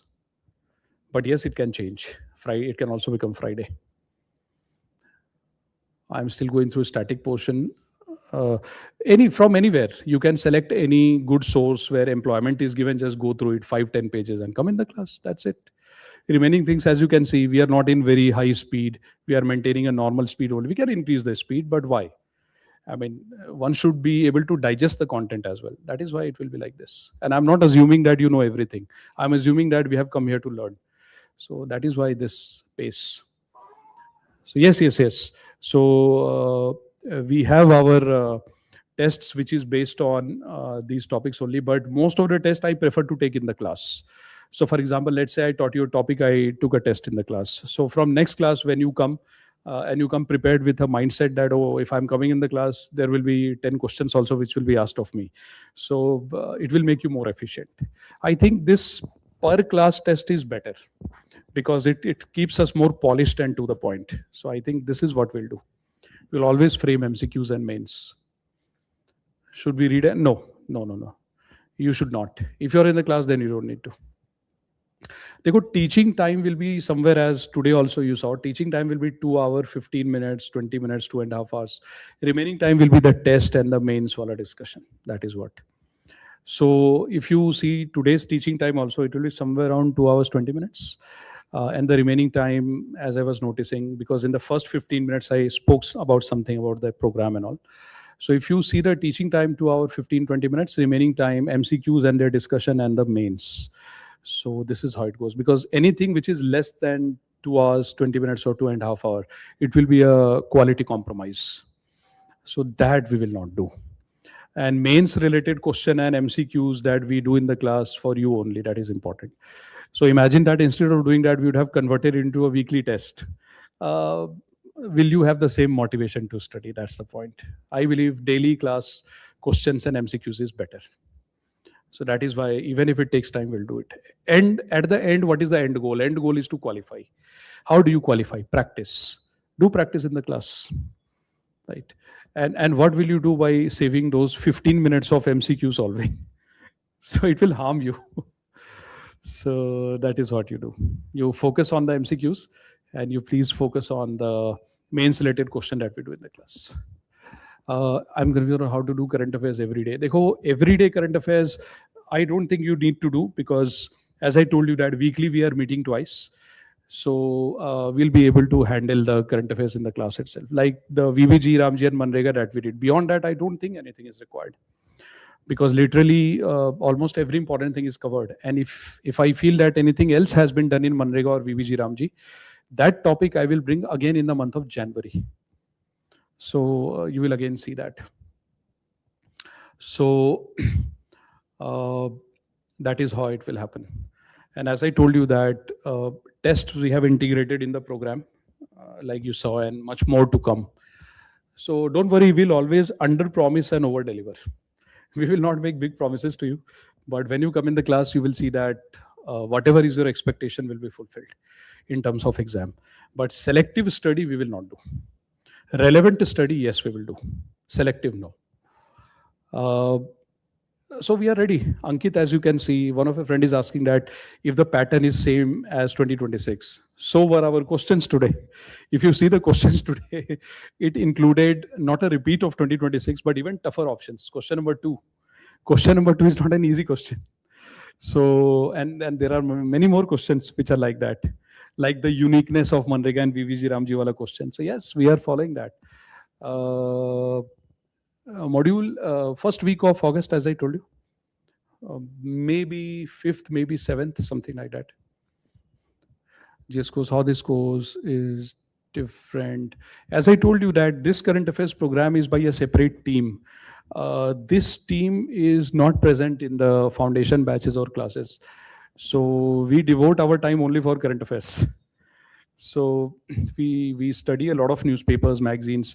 So those faculties whom you will see in the current affairs program, you will not find them very actively present in Vajiram all the time. The reason being that current affairs preparation takes a lot of time. So the faculties who deliver your current affairs lecture, you will see them that even people like us, we have to spend a lot of time in self-study because 4 newspapers, magazines, it takes time. That is the difference. That's why you won't find us in multiple engagements and activities, because this itself takes time. Like you guys, when you prepare, you have to curtail so many other things. So same with current affairs faculties. So that is why the team is very different. Many things, for example, the economics part, the agriculture part, a very good amount of social issues like health, education, etc. So you will see me, and occasionally you will see me referring to some polity whenever there is an overlap with economics. A lot of things you will see. All right. So see you in the class then. Next class will also be taken by me. We'll continue this lecture. And I hope that you will come prepared with some basic studies which I asked you. So thank you so much. And it was lovely meeting you guys, because I took this workshop after very long. So was really happy to see all of you, especially online, that you joined from different places in India and you stuck for the whole session. Thank you. Thanks a lot and hope that it benefits you for the exam. Good night and take care.